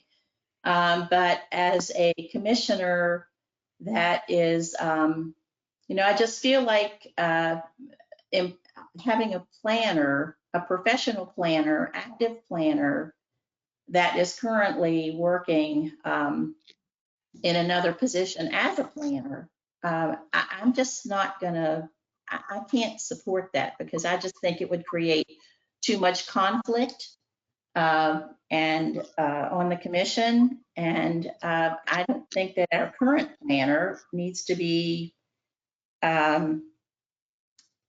questioned by other active planners that would be members of the Planning Commission. I certainly don't have any problem with questions. I don't have any problem being sure that the information that our employed planner is providing to the Planning Commission. I have no questions or no problems with her being questioned, but to be challenged in her role as a paid planner for the Jefferson County Planning Commission, I just have an issue with that. So I've always shied away from appointing planners, professional active planners to the Planning Commission. And so frankly, I wish we had more applicants. Mr. Compton, I'm not sure that he is the right fit. And it's really a shame when you get to the point where, you know, you feel like you don't have, I don't want to say unreasonable or people that are not willing to listen to everything. And this is just my opinion, to listen to everything that's being said and make an independent decision based upon the information you have before you. So that's where I am in this. I wish we had more applicants. I'm not interested in appointing a planner to the Planning Commission because we employ one. So that's where I am on this. I'd like to respond. I think we're a county that has mostly professional people commuting into DC. I think if you start excluding all professionals, including lawyers, doctors, and everything, I think we'd have very few competent people on our committees. And therefore, Patsy, I totally disagree with you. I would expect you to, Ralph, but that's my position and I'm not changing it. And that's my prerogative as a commissioner. So, you know. Commissioner Tab, I have just a few brief comments, unless you want to go first, be my guest. No, go ahead. Okay, so I understand where both Commissioner Lorenzetti and Nolan are coming from on this. The question is Ms. Walter and Mr. Garcia, they have very good resumes. I mean, phenomenal looking resumes. We have to remember, I mean, this is still, and I'm a transplant here. I've been here for a decade. And we have to remember, this is still West Virginia, even though we're so close to the DC metro area. I understand a lot of folks have thinking that Maryland and Virginia are doing everything 100% correct. I don't have that mindset. I mean, there's a lot of improvement we can make here in West Virginia, don't get me wrong. I just, some of the answering of the questions, I get the impression we're trying to take the thinking of Loudoun County or Montgomery County into Jefferson County. Some of that may be okay, but I like seeing board members, and I've voted for people that lived in this county for 40, 50 years, and those that have lived here for 2 or 3 years. I want to keep West Virginia and bring in the good parts of Montgomery County or the surrounding suburbs. I hate to say it, I kind of agree with Commissioner Noland on this one. We have our current staff, our paid staff, they know West Virginia very well. We're the only county with zoning for the most part. And I think they do a pretty good job at what they're doing. I don't get into a situation where we have a planner on the Planning Commission butting heads constantly telling our paid planners they're doing something wrong when that just may be a Virginia thinking versus a West Virginia thinking. Again, just my own opinion here, and that's my stream of opinions there. Okay, thank you. I am going to make a few comments. I respectfully disagree with some of the comments that have been made about Mr. Garcia or Ms. Walters, both of them that are transplants, as I am. I think that they would find it challenging to be on our planning commission and learning and understanding the differences in the state code compared to where they work. And also, I think it would be interesting and a learning experience that I think both folks are open to be on the other side of the table. That is a different perspective, and I don't have any evidence that either one of these individuals would be challenging our staff at every meeting. They might bring a perspective that nobody had ever thought of before. And that is what I'm always looking for. Someone that can bring new ideas that will comply with state code, maybe not, or find something we need to fix in the system. That's what I'm looking for. You know, they're not longtime residents, but they are active and they are active citizens in our county. So yeah, those are my comments. Are we ready to vote, or does Commissioner Hudson have some comments he wishes to make? Just call a question. Okay. All right, we have 2 nominations before us.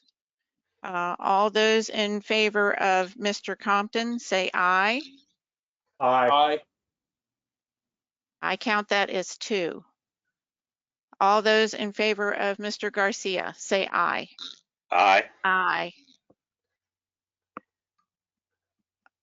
I count 2 there.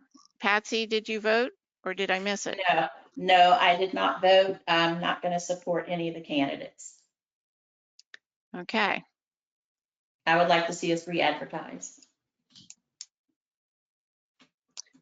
I think we may have to have legal counsel advise us on this because it was always my understanding that unless there's a conflict of interest, you are required to vote.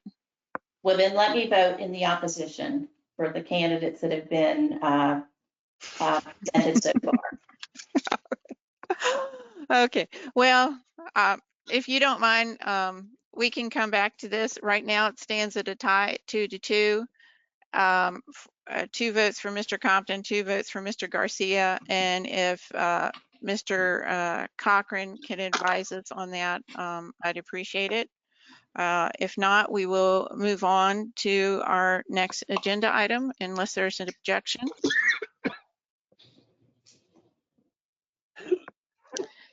Okay. I see Roger's shining face right there, smiling face. Can you take us through your agenda items, please?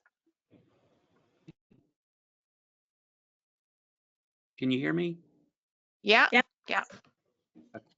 The first one is a partial release of $702,736 from the construction bond amount for Seneca Crossing LLC, Seneca Crossing subdivision, lots 1 through 3. Planning Commission file number 18-25 SD for a new construction bond amount of $480,985. This project's located on the south side of Route 45, Martinsburg Pike and McLean Way. Work remaining includes, but is not limited to, erosion and sediment control, grading and paving, stormwater management, site construction and structures, final stabilization. We're asking for you to approve that partial release. Okay. All right. I'll move that we authorize a partial release of the irrevocable letter of credit number 300025580-44 with United Bank in the amount of $702,736, construction bond amount for Seneca Crossing LLC, Seneca Crossing subdivision, lots 1 through 3, file number 18-25-SD. I'll second. All right.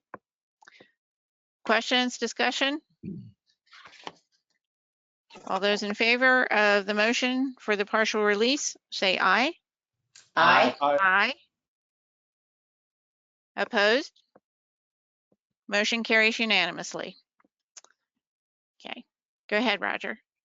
The next one is a partial release of $223,159 from the construction bond amount for Berkeley Medical Center, Lot 1, Seneca Crossing subdivision, Planning Commission file number 19-3-S for a new construction bond amount of $258,642. This project's located on the south side of Route 45, Martinsburg Pike at 60 McLean Way. Work remaining includes, but it's not limited to, erosion and sediment control, grading and paving, stormwater management, final stabilization, and miscellaneous site construction and structures. And so we're asking for you to approve that partial release. Okay. All right, I'll move to authorize a partial release of the irrevocable letter of credit, number 4832790-44 with United Bank in the amount of $223,159, construction bond amount for Berkeley Medical Center, Lot 1, Seneca Crossing subdivision, file number 19-3-S. Second. All right. Do we have any questions or discussion on the motion? The motion before us is to approve the partial release. Jane, I'm sorry, I got myself muted there for a second.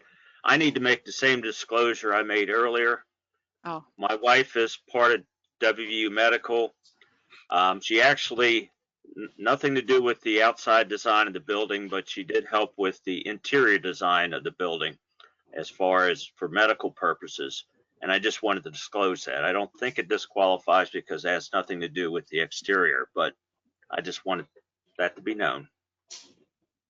Okay, thank you. Okay, the motion is before us to approve the partial release. Any questions or discussion? All those in favor say aye. Aye. Aye. Opposed? Motion carries unanimously. All right, Roger, you have a third thing down here, the adoption Right. of the 2020 building code. Yes, the West Virginia State Legislature amended the state building code requirements, mainly electrical requirements, effective August 1, 2020. Therefore, Jefferson County needs to amend the existing building code enforcement ordinance to adopt the versions of the building codes required by the State Fire Marshal's Office under Title 87, Legislative Rules Series 4 State Building Code. Attached is the new building code enforcement ordinance adopting the required building codes and rules, which are effective August 1st, 2020. The codes stay the same with the exception of requirements related to arc fault, electrical protection devices, and the adoption of the newer 2018 NFPA 101 Life Safety Code. These items are mainly of interest in the State Fire Marshal's Office versus in here with what we do. The text changes to the ordinance are shown in red text. Under state code, the building code cannot be amended from what is established by the State Fire Commission and the State Fire Marshal's Office. Therefore, a public hearing is not held on the building code as it cannot be amended from what is presented. Therefore, we're requesting adoption of the ordinance today. Okay. Does anyone have questions for Mr. Goodwin?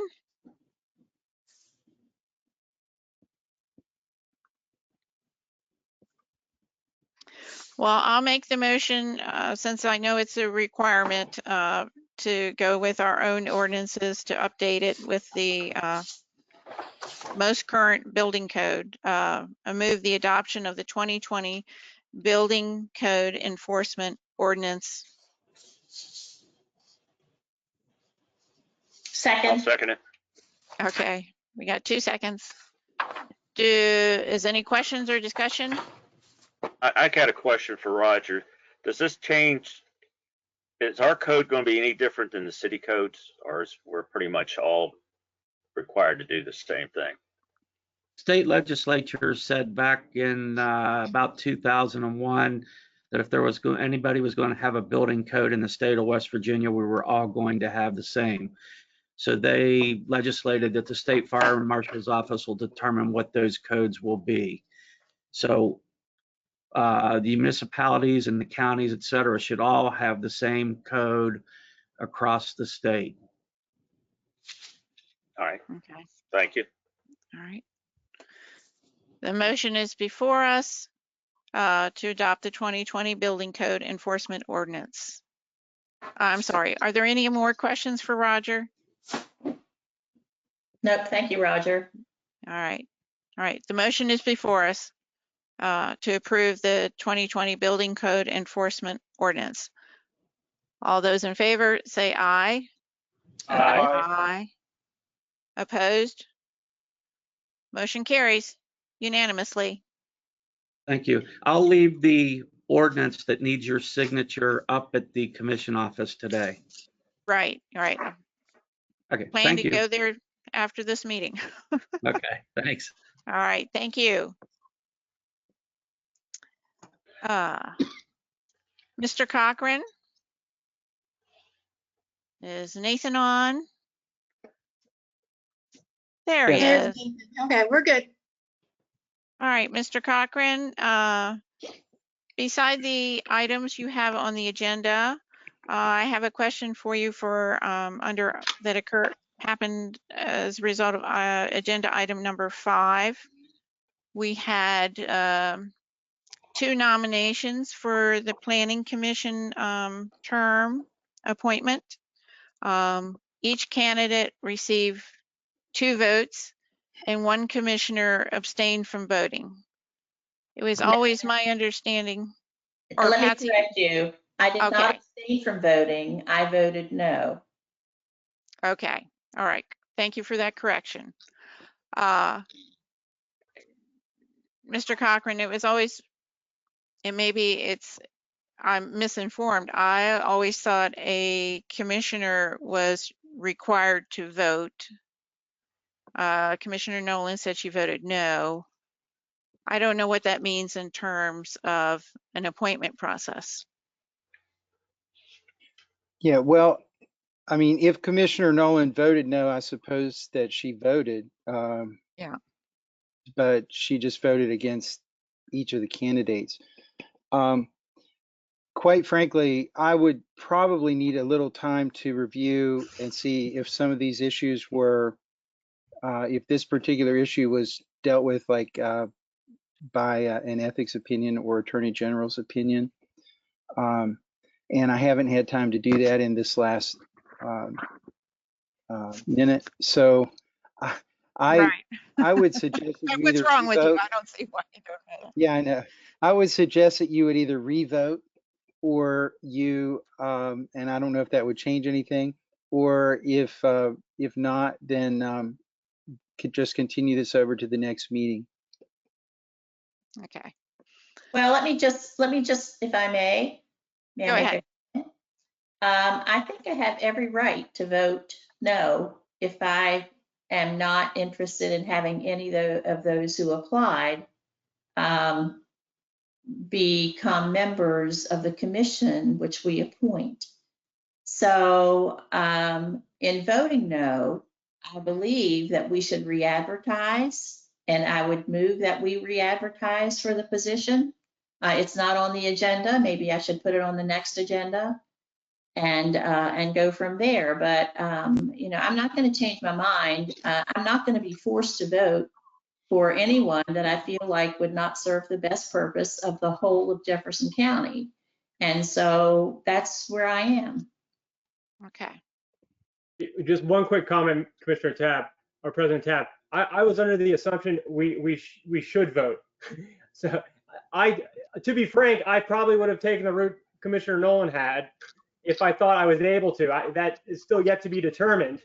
So I mean, if she's making a motion and we can do that, I'll second that motion to re-advertise.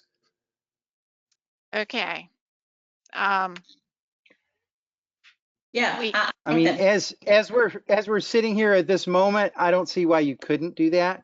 But I've actually never dealt with the issue of a tied vote on an appointment before with one person voting no. So just to be certain that we're correct, I would like to review the issue and bring it back to the next county commission meeting. Nathan, I have no problem with you doing that, but I would just assume put an advertisement out there anyway, so we don't delay things much longer. Yeah.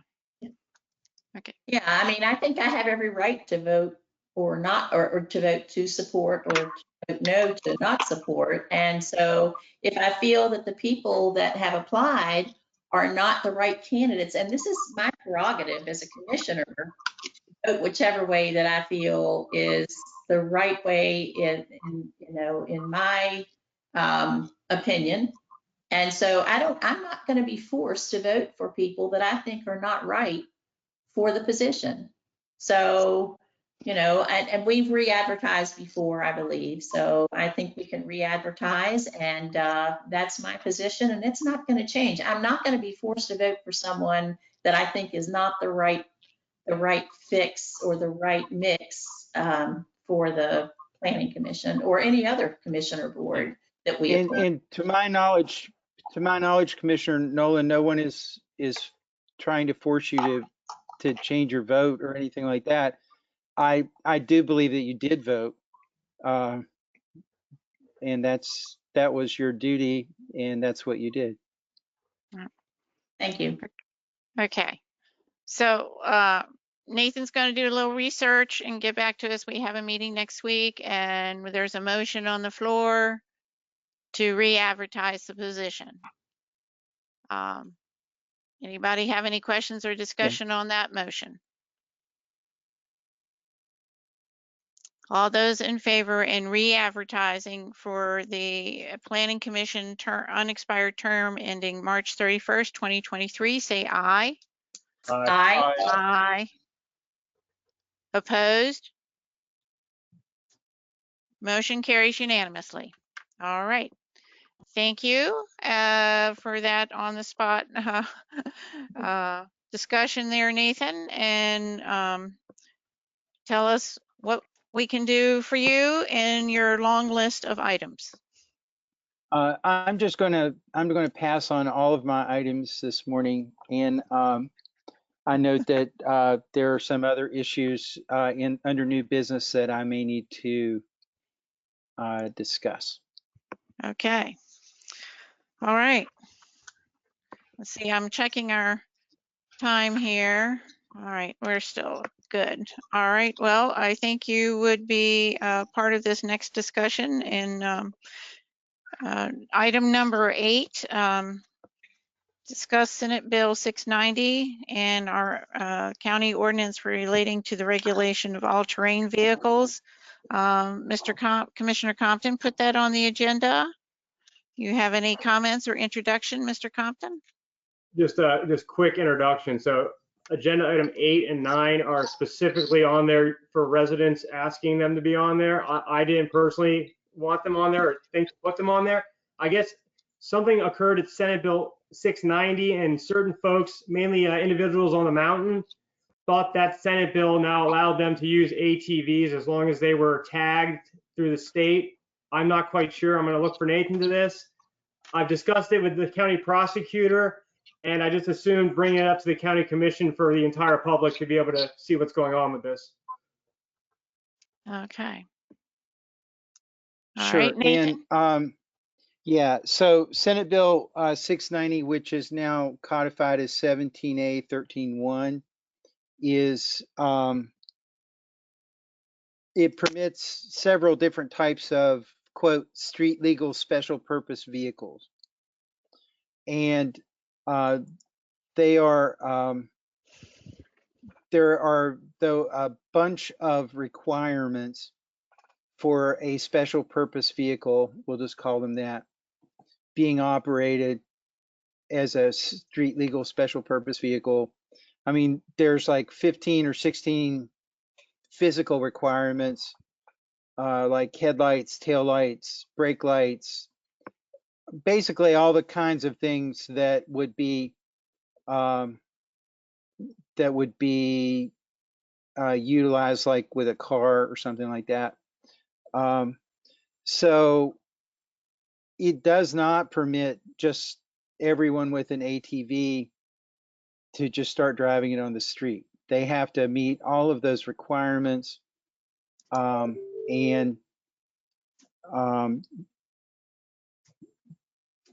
that's one point. Point 2 is the county can prohibit them. And to do that, we would likely need to amend our ordinance to prohibit these special purpose vehicles under subsection C2 of the ordinance. So I don't believe that it invalidates our current ordinance. So those are basically 3 points. You got to jump through a lot of hoops to have a special purpose vehicle that you can drive on the street, and there's requirements about what kind of roads you can drive it on, how long. I think maybe you can't drive more than a certain number of miles on a road that has a yellow stripe on it. You can't drive on a limited access highway under most cases, a variety of things. So that's really the 3 issues. You have to jump through a lot of hoops to qualify your vehicle as a special purpose vehicle, the county can prohibit them, and I don't think that our current ordinance is automatically invalidated by this statute. So I guess, Nathan, I guess if you do jump through all those hoops, it's essentially worthless because the county ordinance trumps the new state law? If we, and by we, I mean you, determine that, here's what the code says. An individual may not operate a special purpose vehicle as a street legal special purpose vehicle on a highway if, one, the highway is a controlled access system, or two, the county, municipality, or the DNR where the highway is located prohibits special purpose vehicles. So by that, I believe that, you all could amend our ordinance to disallow special purpose vehicles from operating on the county roads. Okay, so I'm just trying to get clarification for folks that have contacted me. So if the majority of this commission is seriously considering amending the ordinance, I suggest, and I'm not going to support that, I suggest putting that on a soon-to-be commission meeting so we don't have residents trying to jump through all these hoops only to be met at the end with the new ordinance being updated. Yeah, and that would be a policy decision, that you all would have to determine, but. Okay. I guess, Nathan, the question I have is, you say county roads. Well, there's no such thing as really county roads, but there are, in Shannondale, there's some state roads, 90% of it's just subdivision roads. And how's that our statute affect, our ordinance affect that?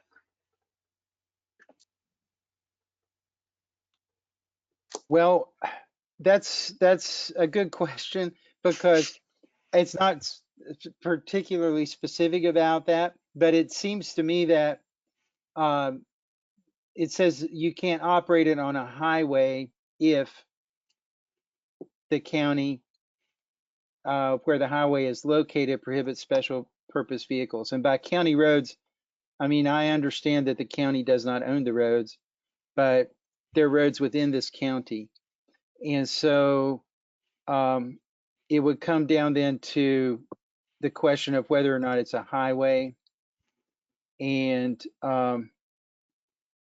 most of the time, like within a subdivision, those usually aren't highways, but you get into a lot of issues about what is and what isn't.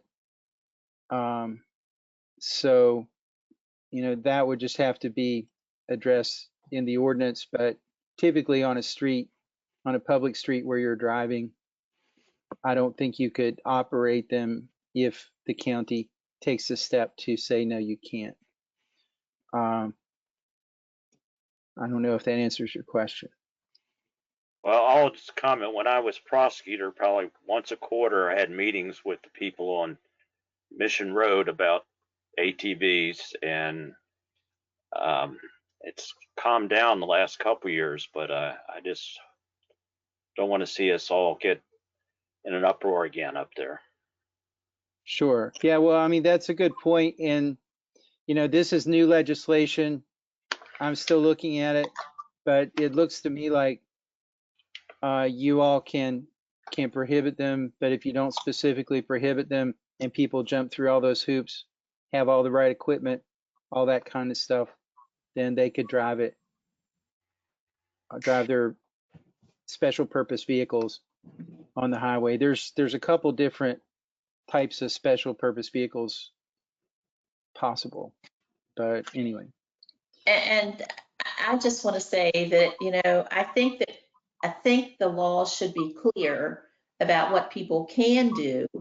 We live in a Dillon rule state, so if it's not specific in the code that you can't do something, you have to assume that they can't.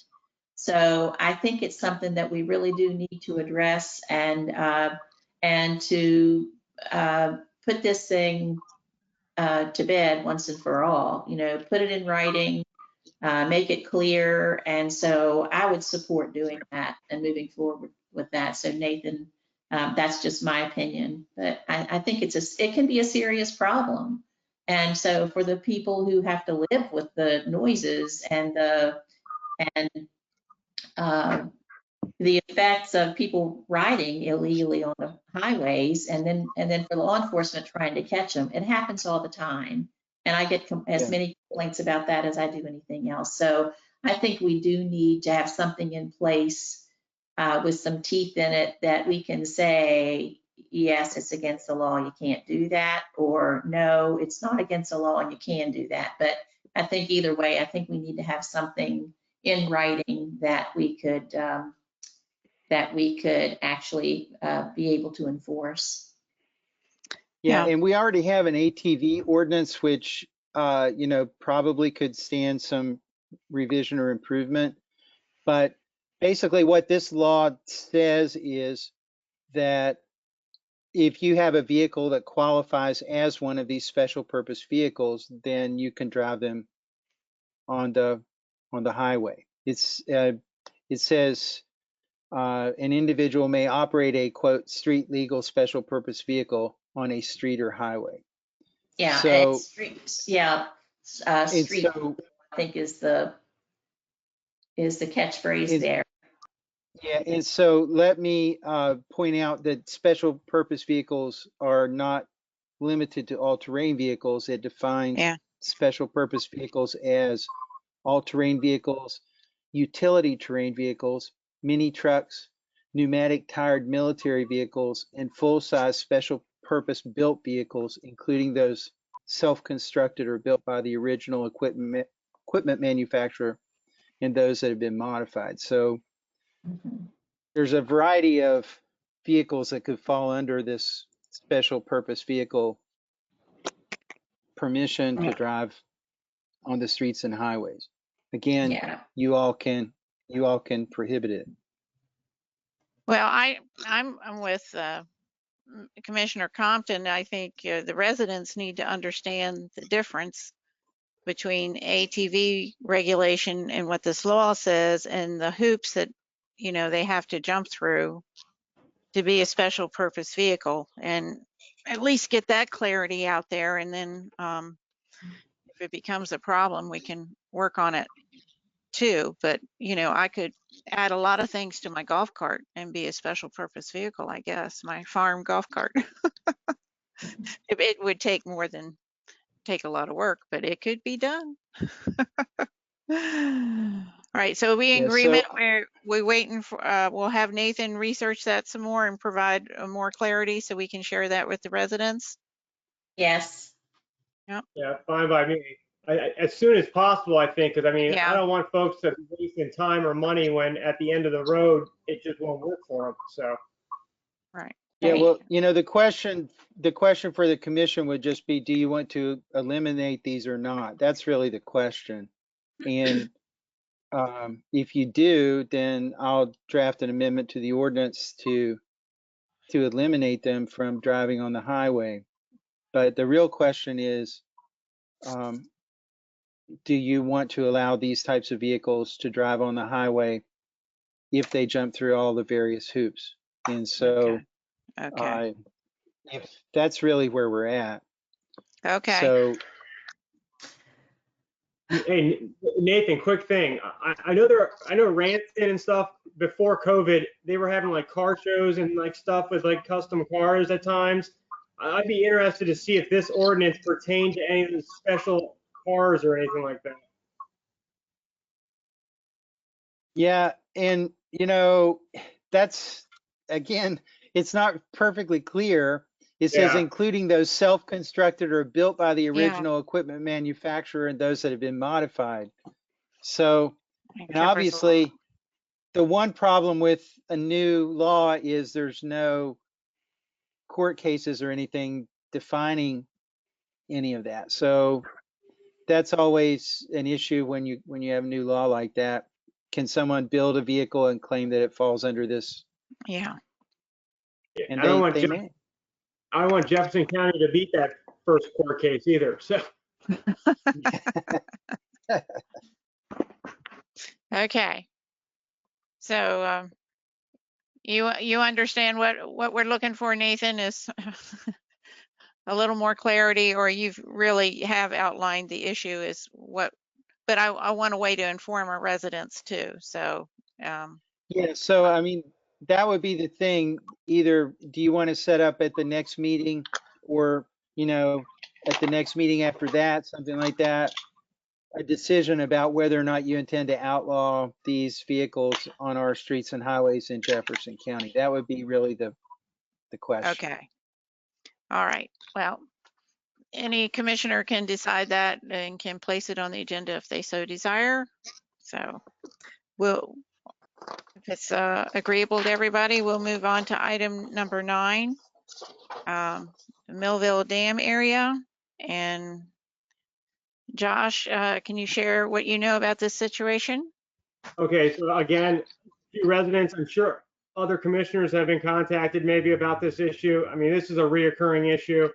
Down by the Millville Dam area, it's turned into a giant, I'm not gonna say picnic festival or gathering place.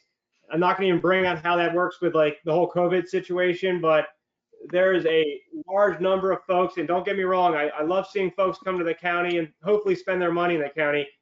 There's just issues with the trash, etc. I know the sheriff's department is aware of this. I told the individual I put it on the agenda just to bring it to the attention of everybody so the community knows the county commission is noticing the issue and if there's anything we can do to help rectify the problem. Okay.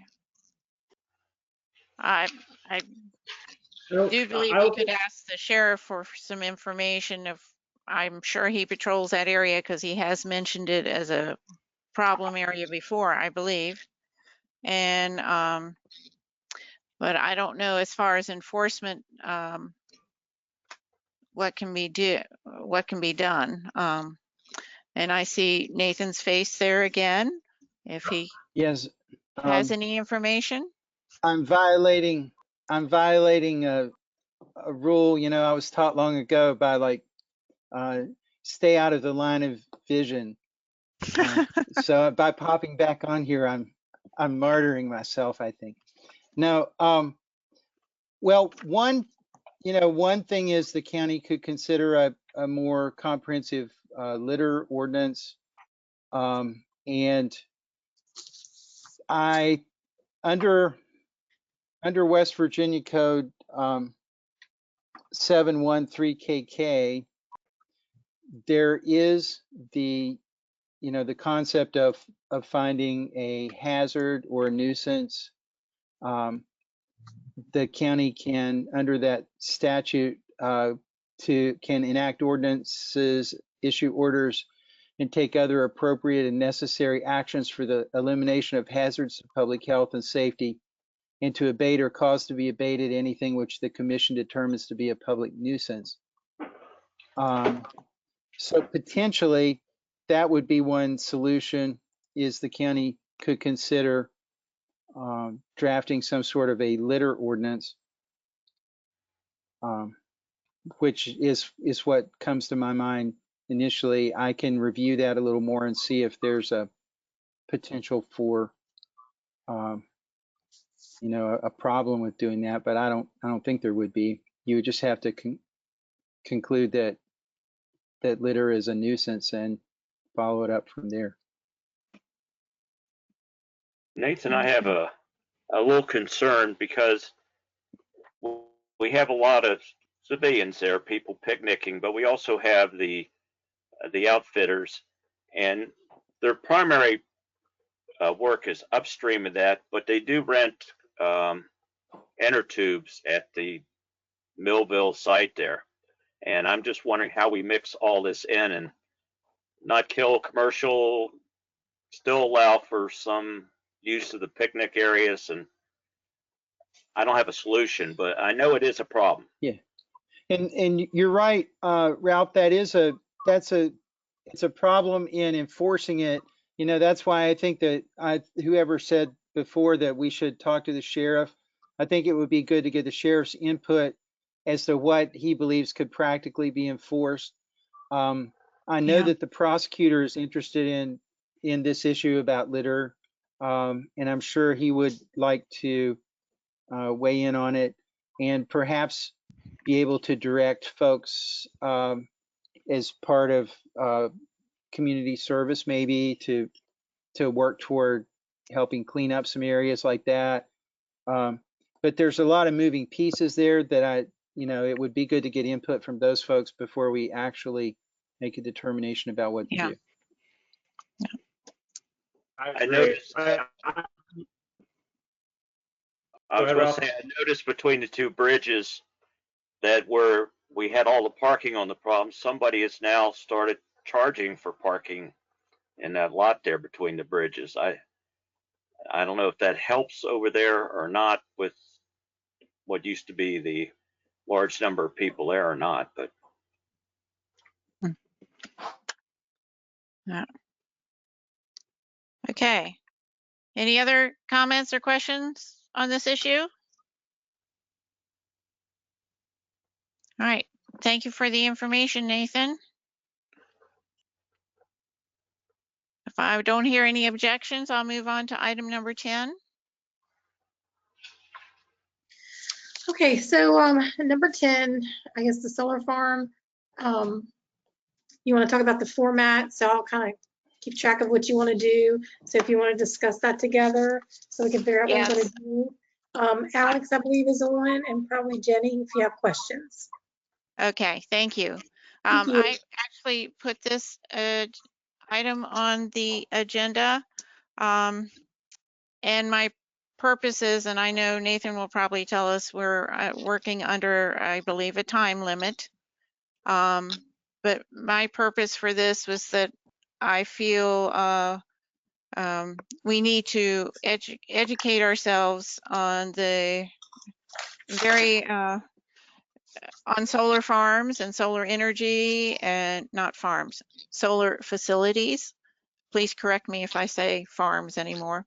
Solar facilities, and there's a lot of complex issues involved in this. I think, we decided last meeting to have a workshop. I would like to invite some subject matter experts to a workshop to kind of get us started to understand the whole issue. And Commissioner Go Tabb, ahead. could I just throw in one thing, and then so it'll be in your mind while we're considering this? Yeah. There may be some time crunches here, simply because I guess the question is the draft that the Planning Commission sent us, is that really a petition?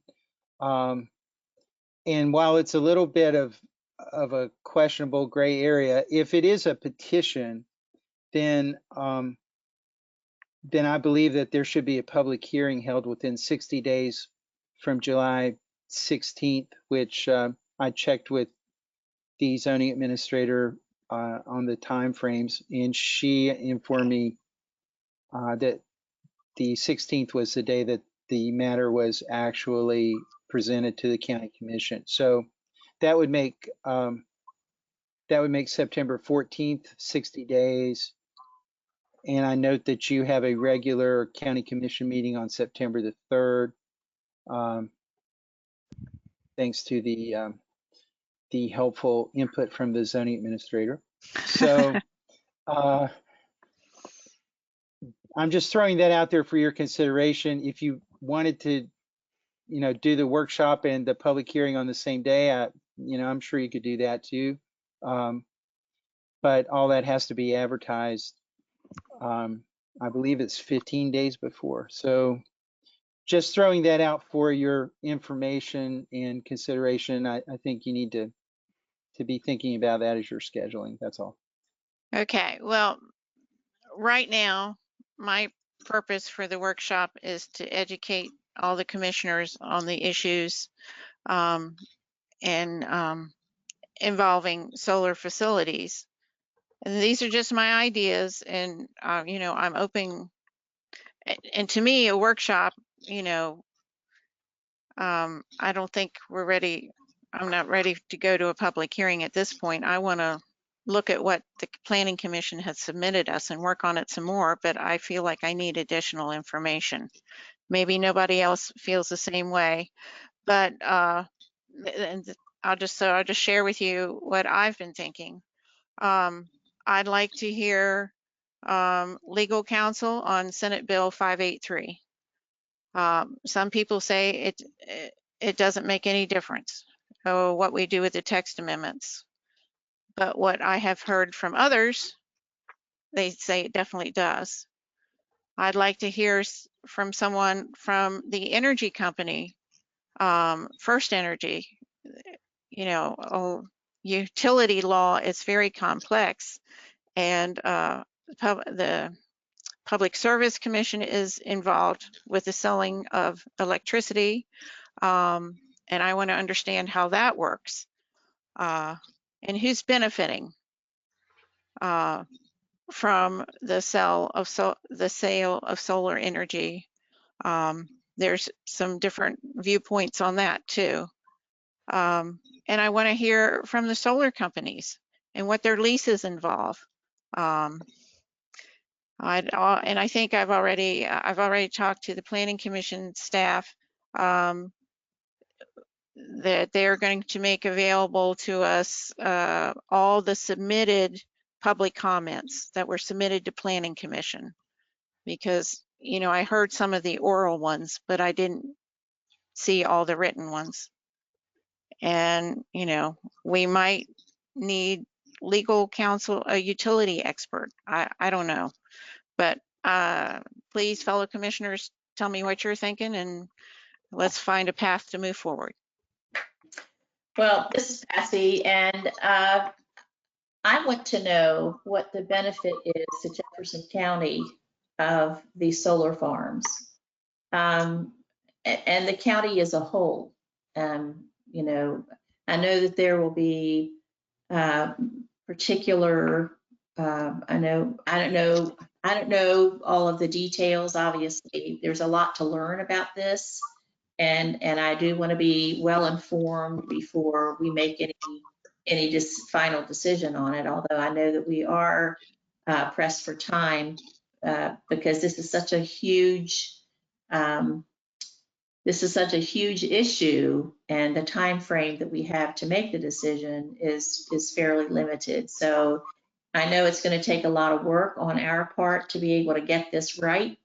That's what I want to do. I certainly want to do all I can to help the farmers. I would much rather see our farmland preserved, but I don't want to get too far in the weeds with that. But that's what my concerns are. Those are my concerns.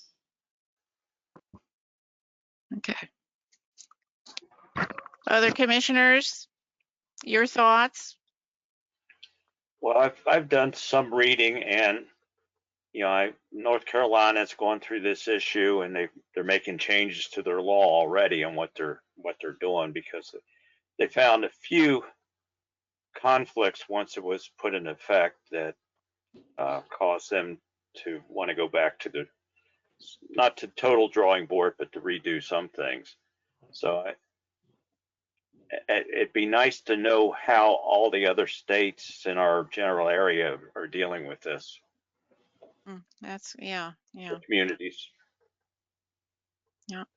Not just Virginia, but others. Right. Yeah, I just have a few comments. So my background is in utilities. I used to work for a investor-owned utility. I work in the electric cooperatives now. So I've seen these farms across the country, along with windmills, geothermal and stuff. I'd be interested to see, like, if Angie, the assessor, could provide us what type of taxes this would generate for the county. I don't foresee a solar farm generating a very large number of jobs. I mean, I don't know if they're gonna grow berries or whatnot in between the panels, as was brought up during public comment. I don't know. I don't see these things generating a substantial amount of jobs per se. My question too, Jane, you brought up the Public Service Commission. From my understanding, this power is going straight into the wholesale market through transmission lines, which are normally regulated by FERC, Federal Energy Regulatory Commission. So there may be a slight chance the Public Service Commission is not even engaged in that if it's regulated by the feds, as all transmission is regulated by feds. So I think more information is warranted. I almost would suggest asking that specific company that plans on building this to come and make a virtual presentation as to what they're even talking about. I don't know if that would be beneficial. I don't see why they wouldn't. If they're very behind their solar panel project, we should have no problem doing that. Right. Well, that's what I wanted too, so I can understand all sides of the debate and so forth.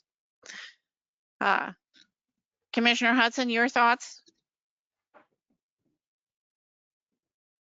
Just echoing everything my fellow commissioners brought up. Okay. Well,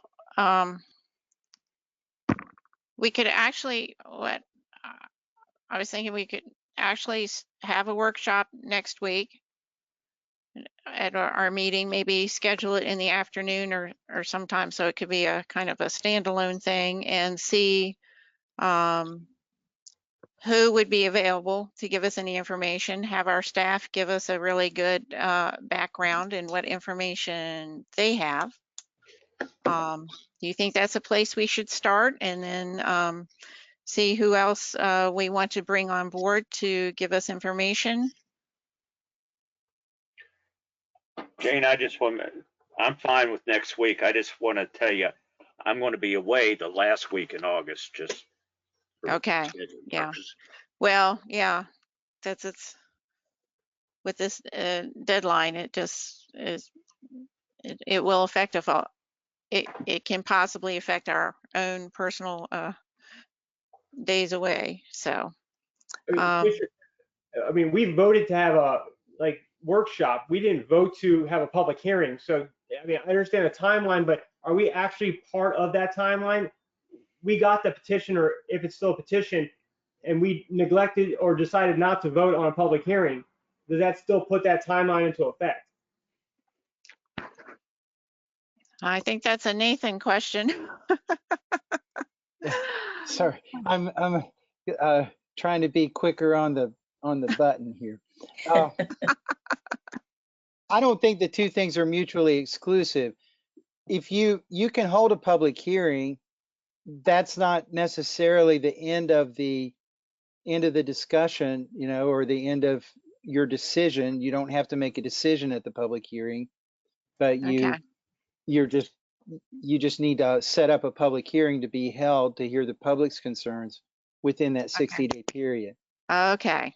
All right. I was under the impression we had to have the hearing and make a decision within the 60 days. I don't know where I got that impression. So that's good to know.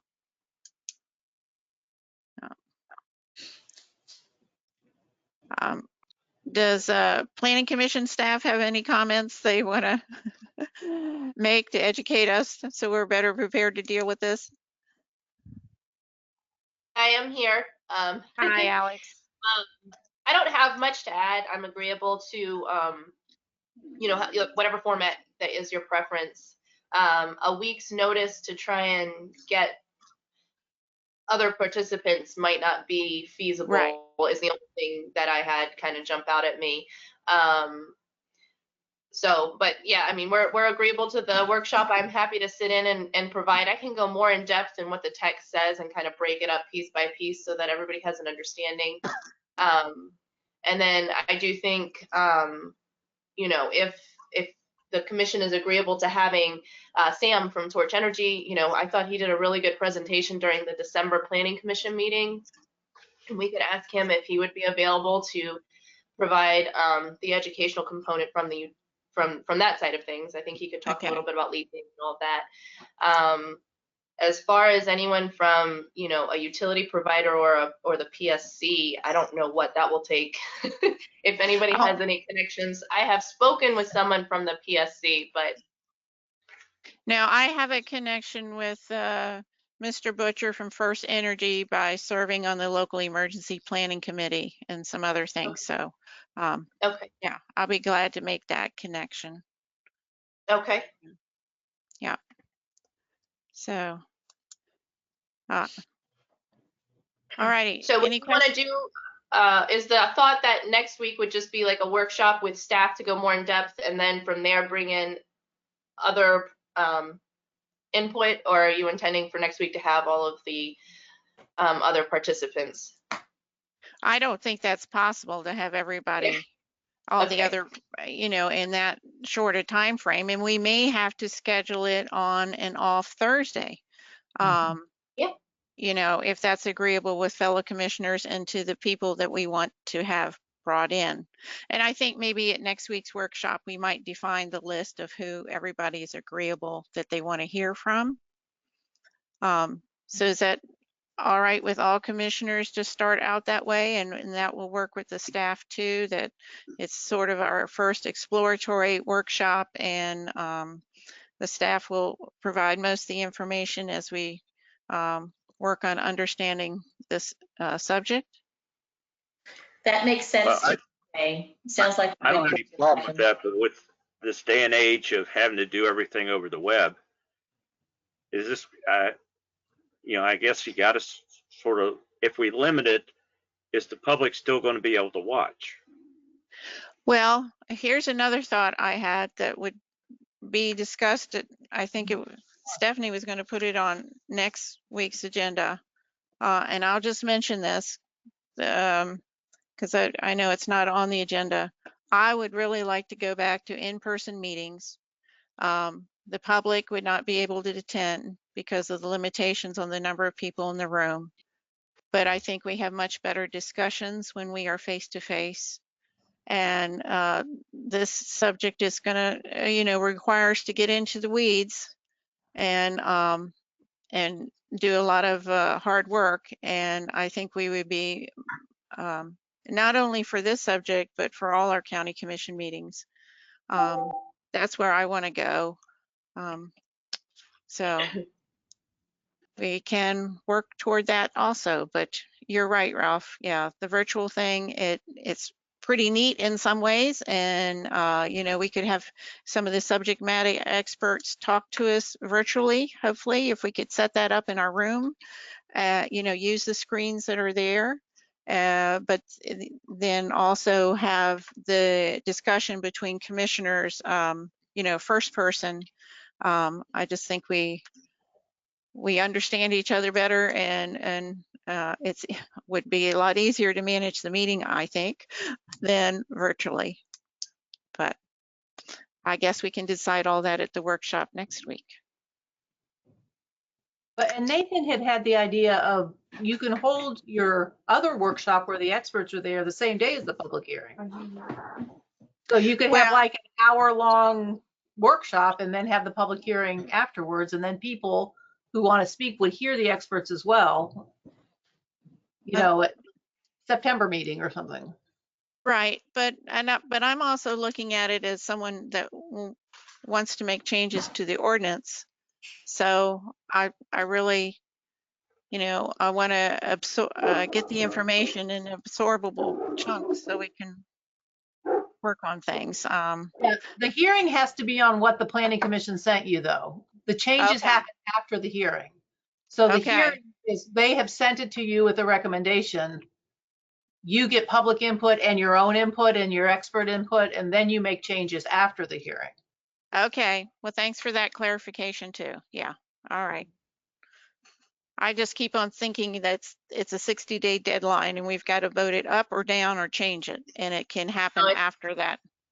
Yeah, it's just that you have to schedule the hearing within the 60 days. Okay. And I mean, and typically the commission has left their public hearing period open for 2 weeks. So, I mean, there's definitely nothing about taking action in that time frame. Okay, good. That's good clarification.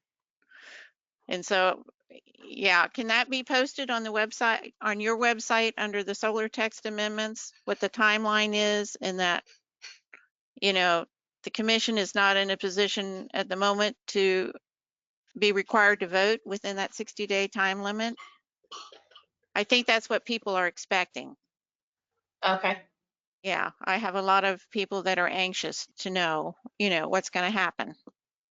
Yeah, and I know there's some information out there about how the Planning Commission approved the ordinance, and it that needs to be clarified as well, that they've just made a recommendation to you with what they, the recommended language that they think should be incorporated, and a recommendation that it's consistent with the comp plan. There's nothing in effect right now, so that should also be clarified in case there's any confusion on that matter. Okay. So So can we tell what's going on next week here? I didn't hear you. What did you say?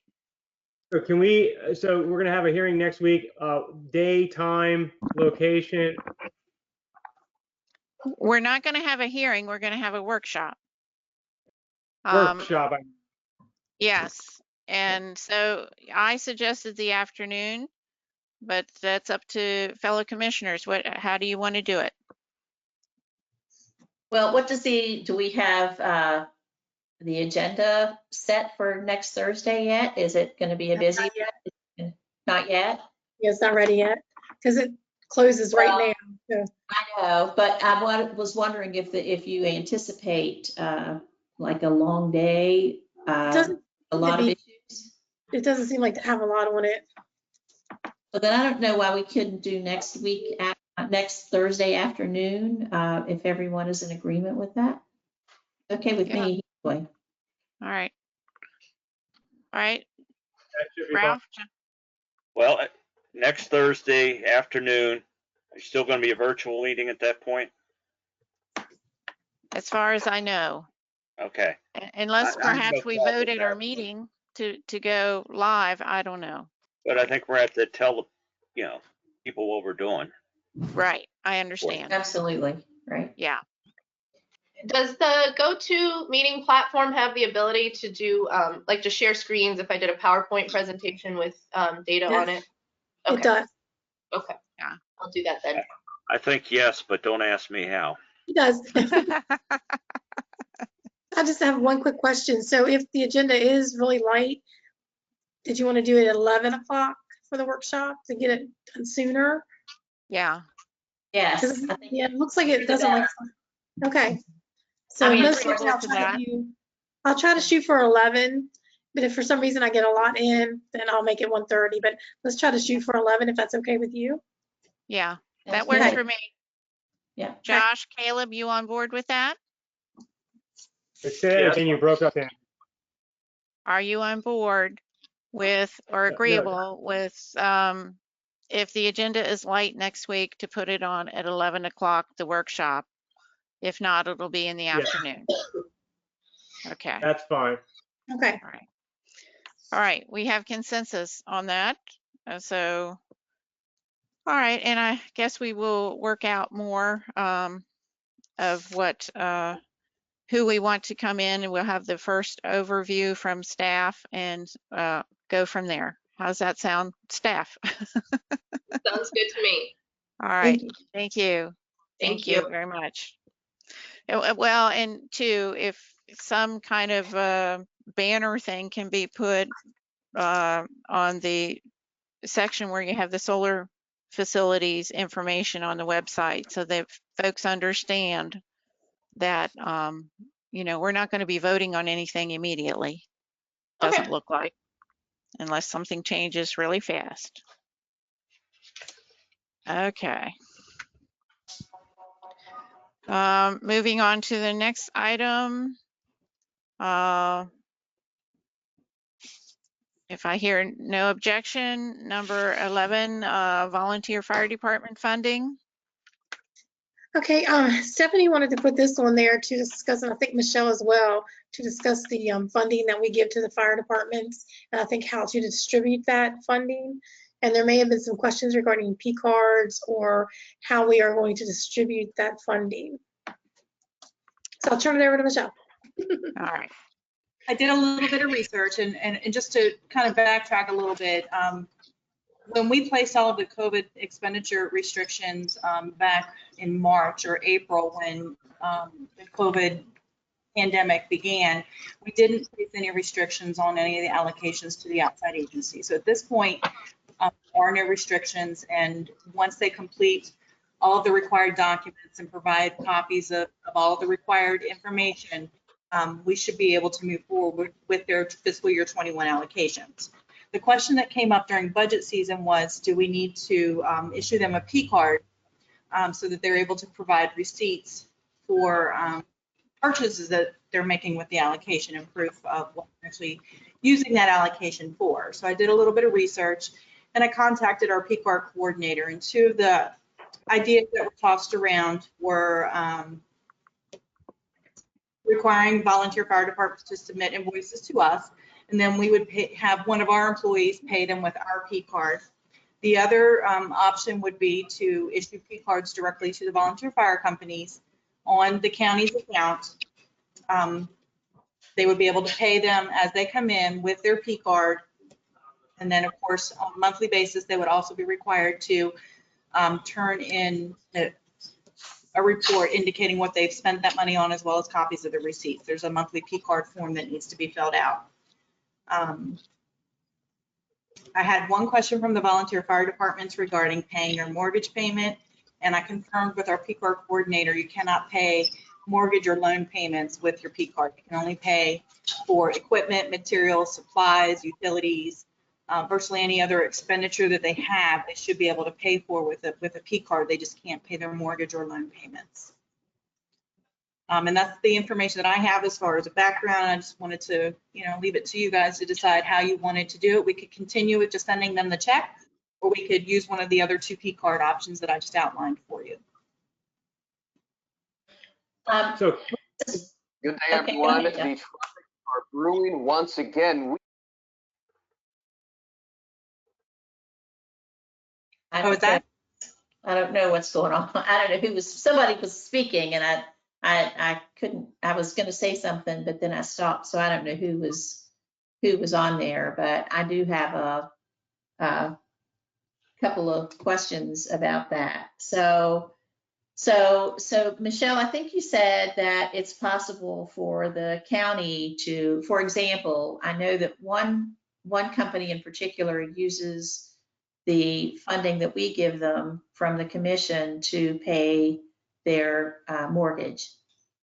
So would it be possible for us, I want to see what the funds are being used for. As a commissioner, we're providing them the funds. We require that from every single other agency that we provide funds to, and so I think that the fire companies are no exception to that. So what I would like to see is there a way that we could pay, for example, if it's for a specific purpose, like a mortgage, could they send us the invoice for that, and then we could pay it from their portion of the funding that we provide to them?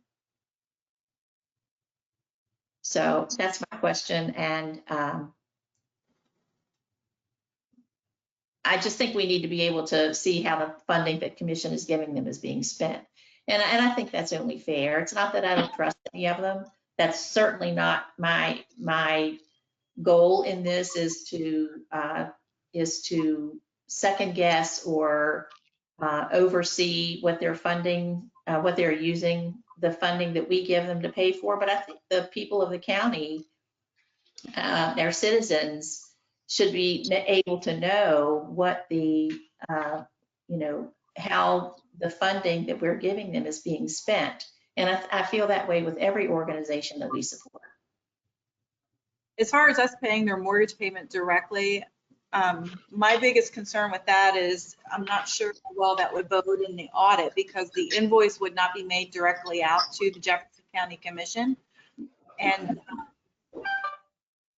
it would, in my opinion, could potentially create a finding on our audit, since the invoice isn't made directly out to us. There are certainly other expenditures that they could pay with that allotment through a P card. They could pay for their utilities, they could pay for their fuel, they could pay for any supplies that they need to purchase on a daily or monthly basis. Just a matter of, I don't think we could pay their mortgage payment directly. Okay, thank you. That was the question I had. Is this only include the funds that we put in our budgets. Nothing, we're not getting any other funds from the governor or anything that's going to them, is it?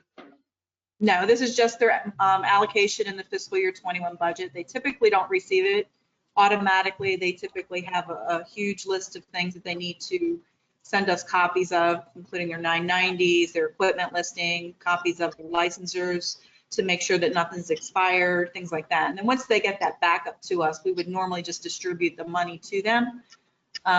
So it's not like anybody at this point is waiting for a distribution, but we do need to make a decision quickly.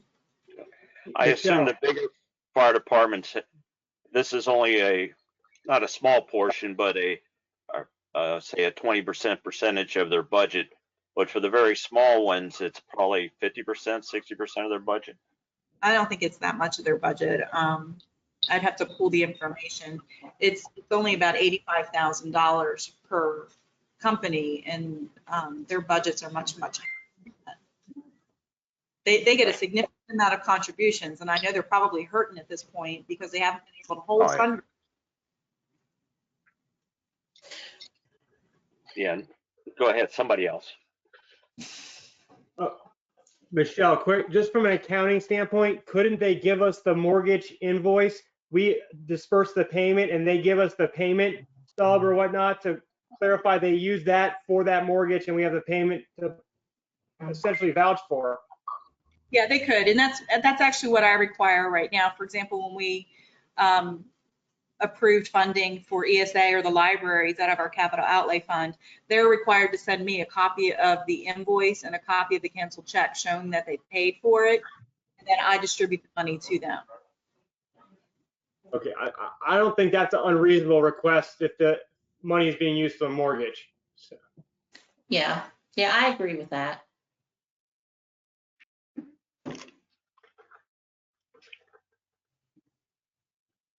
Jane, you're muted. I see your mouth moving, but nothing's coming out. There we go. Sorry. Yeah. I think we'll have let me back up. We're on fire department funding. I think for those that need a mortgage payment, they can work out the details through Michelle's office and, have the money distributed so the mortgage payment can be made from the fire company. So we don't have any audit findings. And then the rest of the funds put on a P card. And I don't know if this is an accounting nightmare, and Michelle, I'm looking for guidance. You can leave it up to the discretion of each fire department how they want to handle their P card, whether they want a P card that they have to submit all the documentation to us on, or it's something that you handle yourself. I mean, it was explained well in this email. I'm probably not saying it the right way, but give them the option that if the fire department wants to be responsible for reconciling their statements and submitting them to the planning commission, or each volunteer fire department, if they have somebody with the expertise, they could do the same thing. I just want to leave it optional to the fire departments to see how they want to move forward.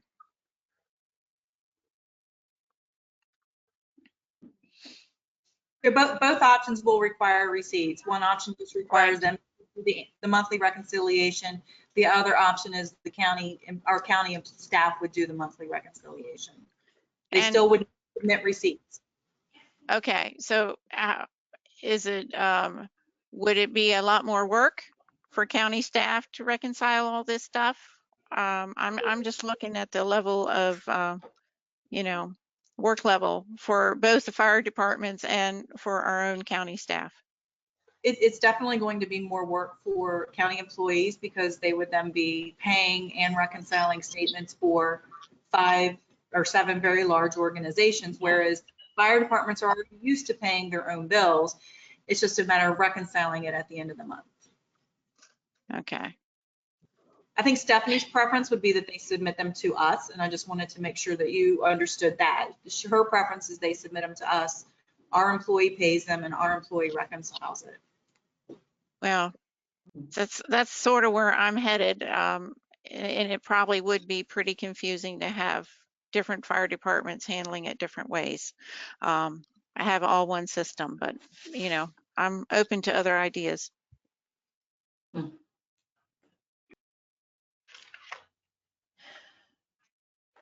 Yeah, I really, I mean, I hate to put any more of a burden on our staff. I think it would be a lot, frankly. And so I'm just conflicted about this. I'm not sure what the best way to go about it is. Well, and I'm concerned for the fire departments that may not have somebody with the expertise to do it or the time. You know, that's the flip side of the coin. Some of this, yeah. So Michelle, what's easiest for you, Michelle? From your standpoint as a manager of finance, what would best suit you and your needs? I think the easiest for me would to issue cards to the fire companies. They would then be responsible for paying their own invoices as long as they comply and are eligible to be paid. And then they would be responsible for submitting a monthly P card reconciliation. That would be my preference, only because it's going to add a considerable amount of time to staff.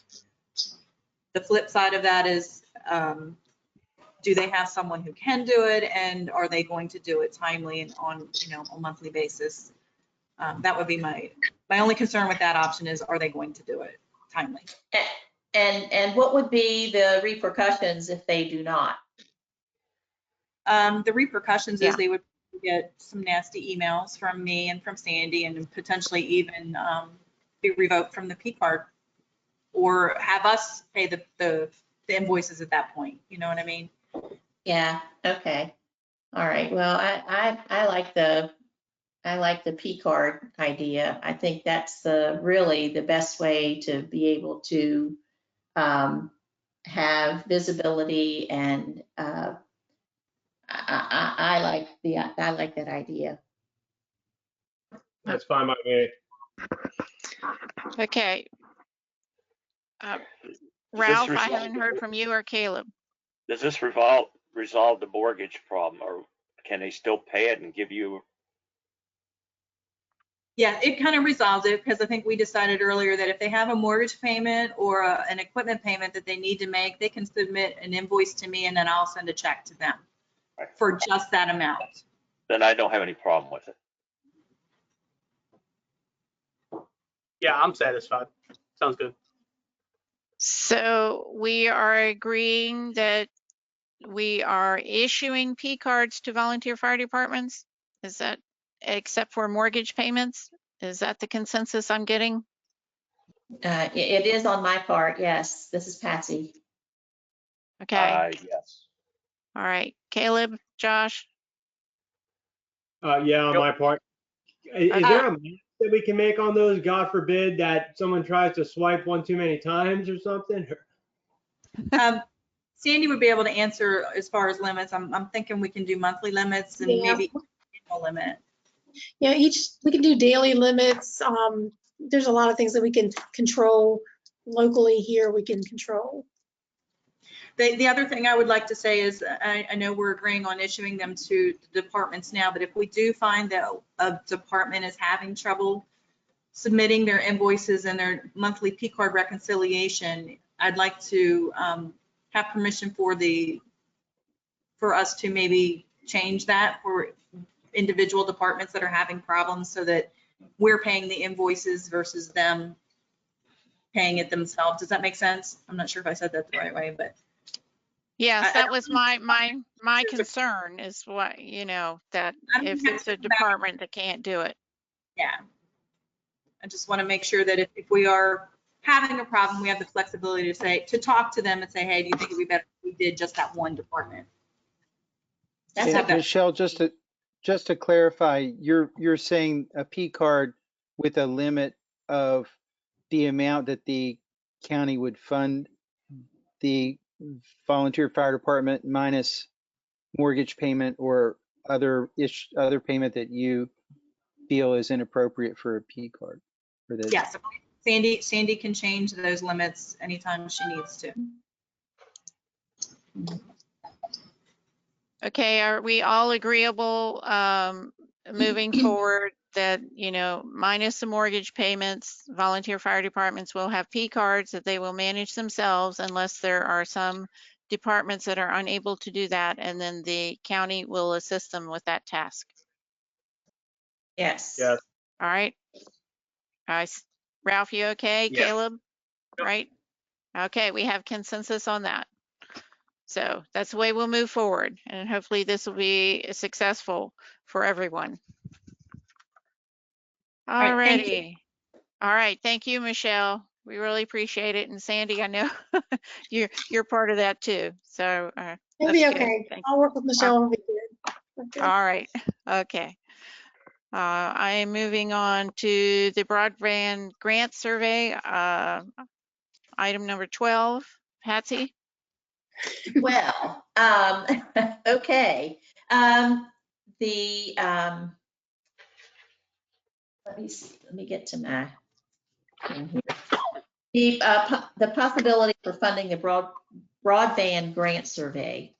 What we believe is that, you know, we're doing this study to determine the unserved and underserved areas of the county and to try to figure out how we can better serve all areas of the county that are not easily, that do not have internet access or the ability to access the internet. So the broadband planning group has met several times online. We kind of got delayed there for a while because of the COVID issue, but we have been meeting online, and we're back into meeting on a pretty much regular basis, at least weekly, to try to get this thing nailed down. So what we would like to do is request, it's going to cost, there are several different options, but the option that we think may be the most effective, in addition to all the social media platforms, there are people that don't have those platforms, and there are people that don't have access to internet. So what we would like to do is to send out a mailer with questions. There's a list of questions for businesses, and there's a list of questions for residential, and what people need, what they would like to see, what they think is important, how they can, and especially in this day and age when we're looking at even our students having to attend online classes, you know, in elementary all the way up to high school and beyond. So colleges have already addressed this, but for our role, we need to figure out how to better serve our constituency. And so the grant that we got was to, let me get to my notes, they're kind of scattered here.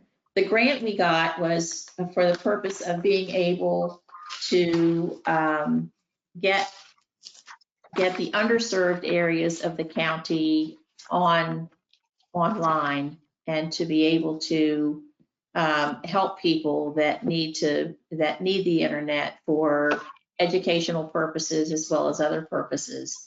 So what we're trying to do here is we're requesting, we have a,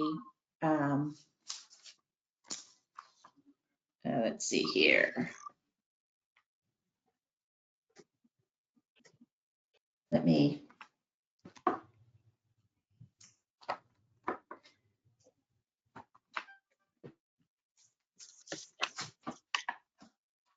here it is. Sorry, I had to find my notes. I have too many piles here.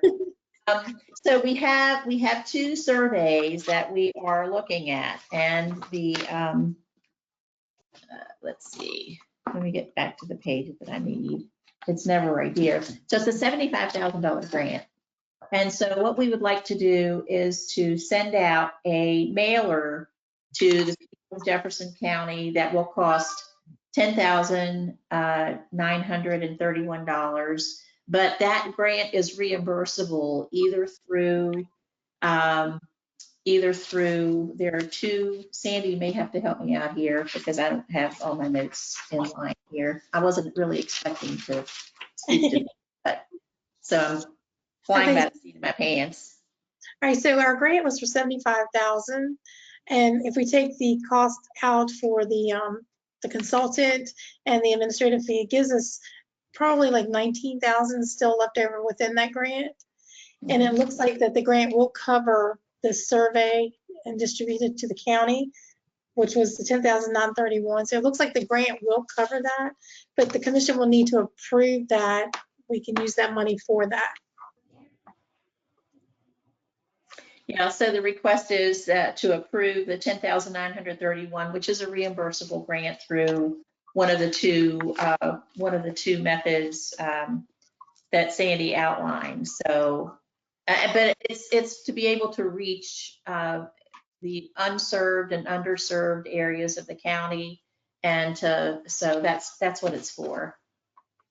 And if for some reason, I don't know why I wouldn't go through the grant, but we could probably still apply for the CARES Act because it is like broadband and trying to expand for schools and students and things.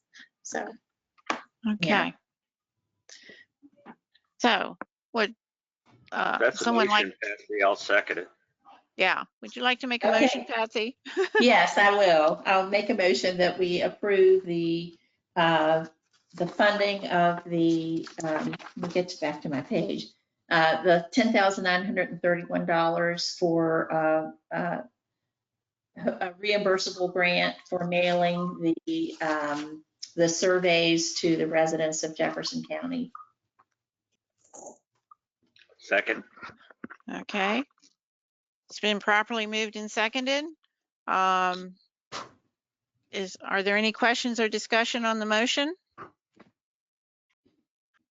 I think it should be pointed out that there also will be other type notifications to people to do the surveys. So social media. Oh, yeah. Yeah. Yeah, social media, yeah, definitely Facebook and online, but these are basically, we're trying to get to everyone, and obviously there are underserved and unserved areas of the county, so the mailings will help us get to the people that do not have access to the internet. We should touch everybody with that, which will be good. Right. Okay. So the motion before us is to approve the expenditure from the broadband grant survey for a mailer at the cost of $10,931. You have any other questions or discussion? All those in favor say aye. Aye. Aye. Opposed? Motion carries unanimously.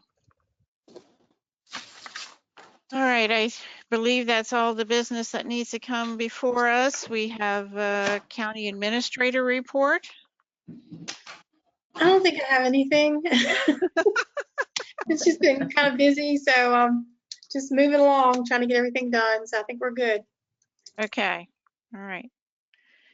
County commissioner reports. Well, I'll start. There's been a lot, there's a lot going on, and a lot of it is done through either the go-to meetings or other ways to communicate and to hold meetings. So there's been a lot going on with the JCDA in that we are ready to have a workshop to look at redefining the role of the JCDA, and so we're going to be holding a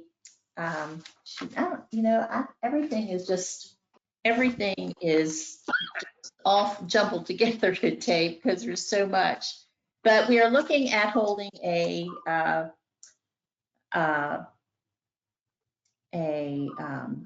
meeting. It's not necessarily a meeting. I'm sorry. I'm trying to get the information as I'm speaking, and it's not working really very well. We're holding a workshop and it'll be at the farm of one of our board members, to be able to come up with ideas on redefining the JCDA and our role in how we move forward. So what's important to the county, what businesses are important to the county. There's been a survey, an online survey that's gone out that we've gotten almost 1,000 responses to, which has been really good. So we're working really hard to try to define the role of JCDA and stay within the guidelines of the West Virginia Code, and also consider the opinion of the residents and what they feel we need to. So it's a combined effort, and so we're moving forward on that. And there have been a lot of meetings, so there's been a lot going on. So that's all I have to confuse you for today. Okay, next. Ralph? I'll just say, the only thing I've done the past month is did go to the Planning Commission hearing, nothing major there. And with Patsy, I was on the broadband, a lot of emails back and forth, looking at what's going to be mailed out and everything. And I think we all put our 2 cents worth in. And I think Patsy was talking about the JCDA. I think most of us may meet him the week of August 11th or sometime around that. I think he's trying to meet us all. Beyond that, that's all I have. Okay. Caleb? Nothing very important. Okay. Josh? I don't have any major updates from Parks and Rec, Solid Waste Authority at all. And yeah, to Ralph's point, I'm meeting Mr. Jarvis at the JCDA that week as well. So look forward to it. Yeah. Okay, I've met Mr. Jarvis. We had a nice conversation.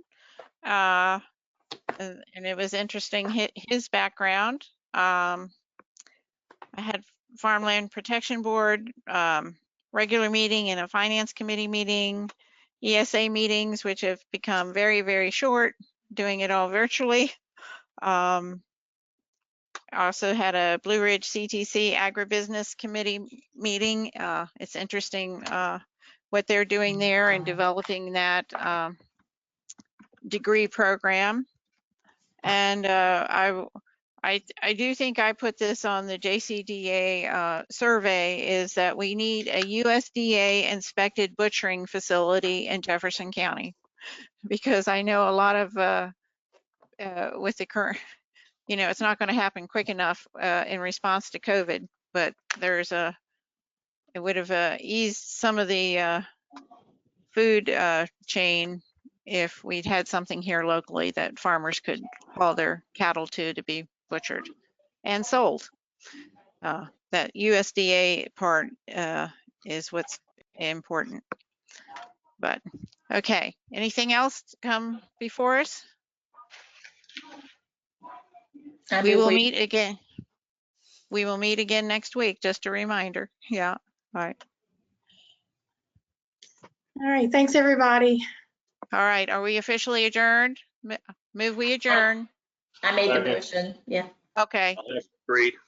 Yeah, all right, we're all agreed and seconded, third, fourth, and fifth. We are adjourned. Thank you so much, everyone. See you guys later. Thank you. Yeah. See ya.